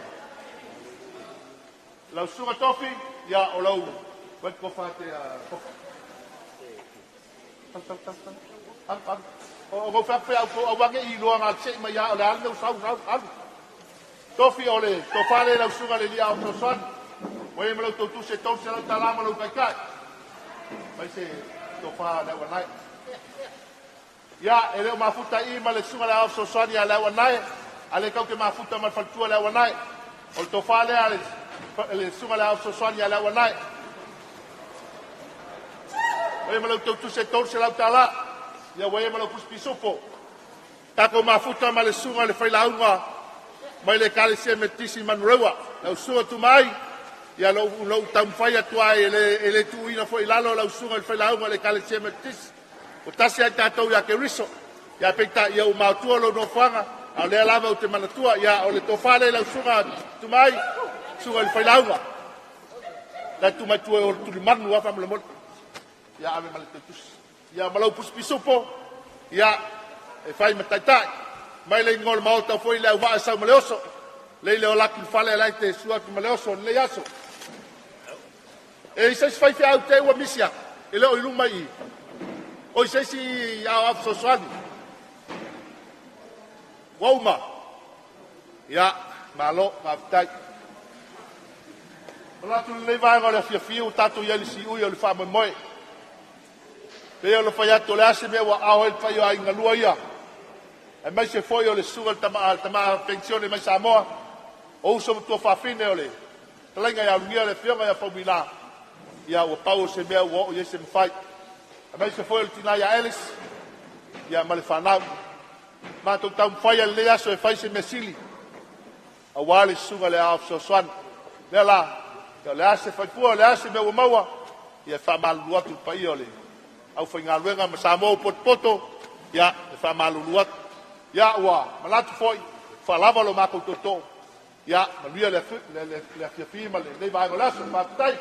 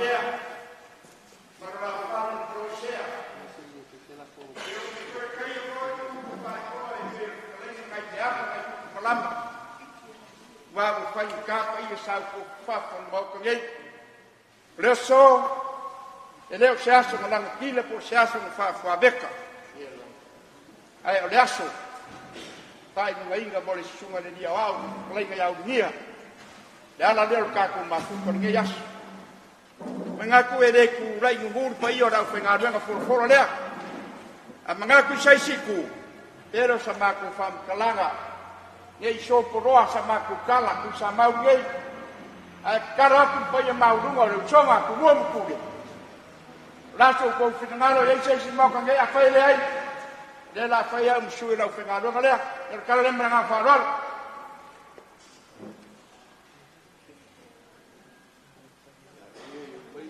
ya manga ku a fai kai ye de ko fe sa ma ko fam kalang mga kuninga yasam ka fao pa iam sama fai nga mama lang ile ko sama ko ka le wo uma mai ko to ngi yas pa pera sama ko fam kalanga mo ku ia fa kino ko sali ngi yas ma ka ko ma ka ku le ma fa dak pa pera sama ko fam kalanga fa ya musu la fa nga nga le wo kari suwa ma ko ai pe ma le le ngi yas ele fa mo fie ama ko mga ku au mo soi fuanga le fai mo fie me uma le uma ko wa o au ko te elwa fa ko ko ma ke uma fa kamari wa su ma la o ya wi le wo fai lang fo la ka ko ke le ko ba ta bera sa ma ko fam kalang le wo kali su ma ko ai pe mu na le yo le pu la sa ma ko kalang le se mai mu ya la fa na le ku la soi fu ko ko ngi me fa Morka ko mafka nge ya so dewo kala ole ma da ngak ma ngak ole ko ngala inga sa kwala sa de wa ya lo isi fa lo mo de saula ya ta wale el mengo fa kali ai e ke o lo ko ngo fa la valo aisha ku sa ma wo lu filufia lu moenga upo kumua kai de foi wa kala me se le kapo inga pule o sa la fai ma kumua ya la me ko fa ngapel kala e o ka ko ngal nga fai nga pui le kala la pa yo la fai ngal nga la ki sa mau ka mo fai sa ma ko ka la ko le sunga fa fa nga ya le fa fa nga ku sa mau ya la ka me sunga le ke mau ka le ke mai ka wa ka nga fai kala o fio al sa fa pico la fio ale dingiu me foi pa yo salvalas mal mamali ya ke ku sa mau yo po ia mau sa nga le la o le lafo le la ukraina ai le lafo le kai o lafo le ku sa mau kai ya o le le wasa fang ma fang ai le pia e lua se la kala kai o le ma wa ko le tu le mai ya o se la kala le kai o lo lafo le stop ave o ko ingale tu mai o ia whawhkai a sa mou pokopoko, whawhkai ku sa mau, kai ke, la whutlai ka mora ngai aso, whai mawhonga le kako, malo pokopoko ngai mahanga le aso. Ia viedi a kua lau ko ngā lenga whai, ia la mako kapo iaku, la whaku le whaiwinga le tātou aso, whai o lau whai ngā luenga, ia ua fo ia kako luna lea, kako whako wha, ia ua wha au ngase fo le aso, ma le wha moi whawhkai.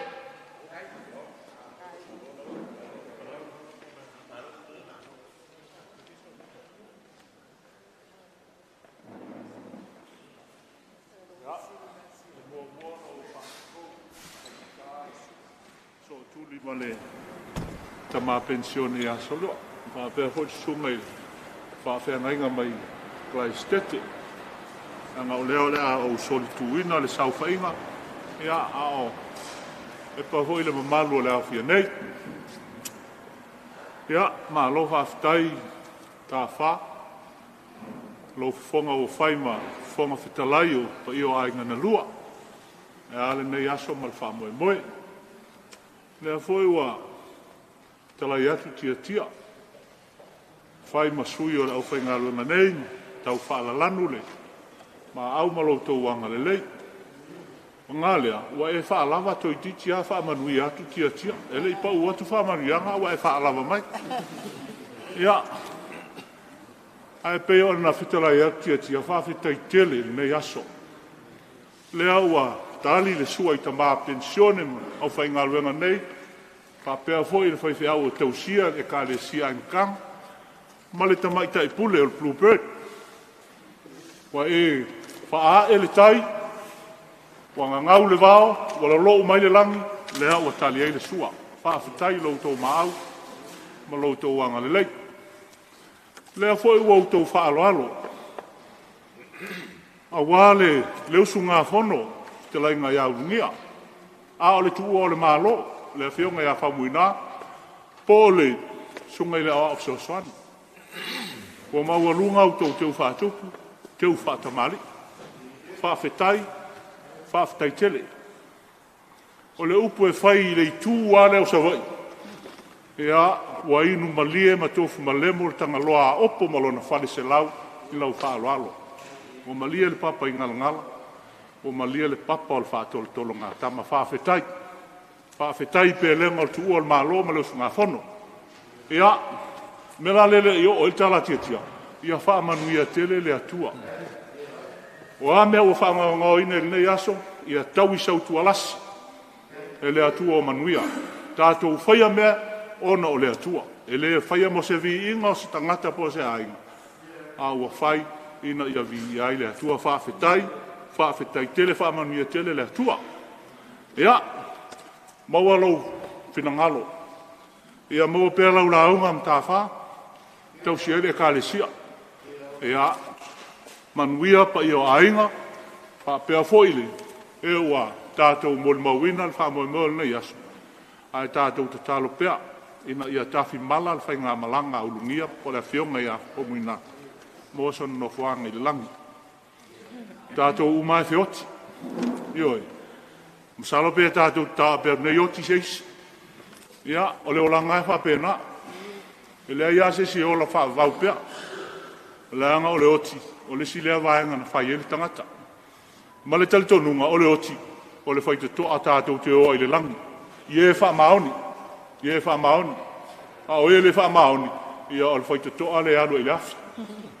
Tala moni ana langa o onga na lea o i tātou.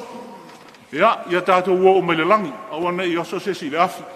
Ai tātou ua o meile langi. Olona winga. Ola i leo langa wa o mai. Ola fia fia. And live to the fullest of life. Ia tātou tutulai. Ia. Ia fatasi pea Yesu. A oe.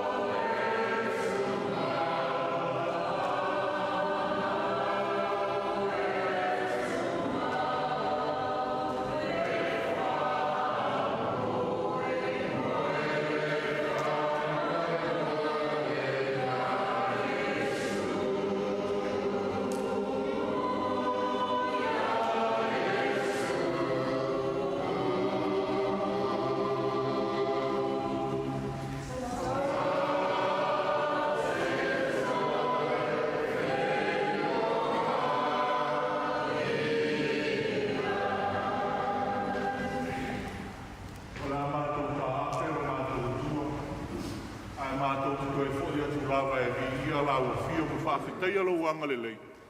Ina ua tau le si ui le nei wha moe moe.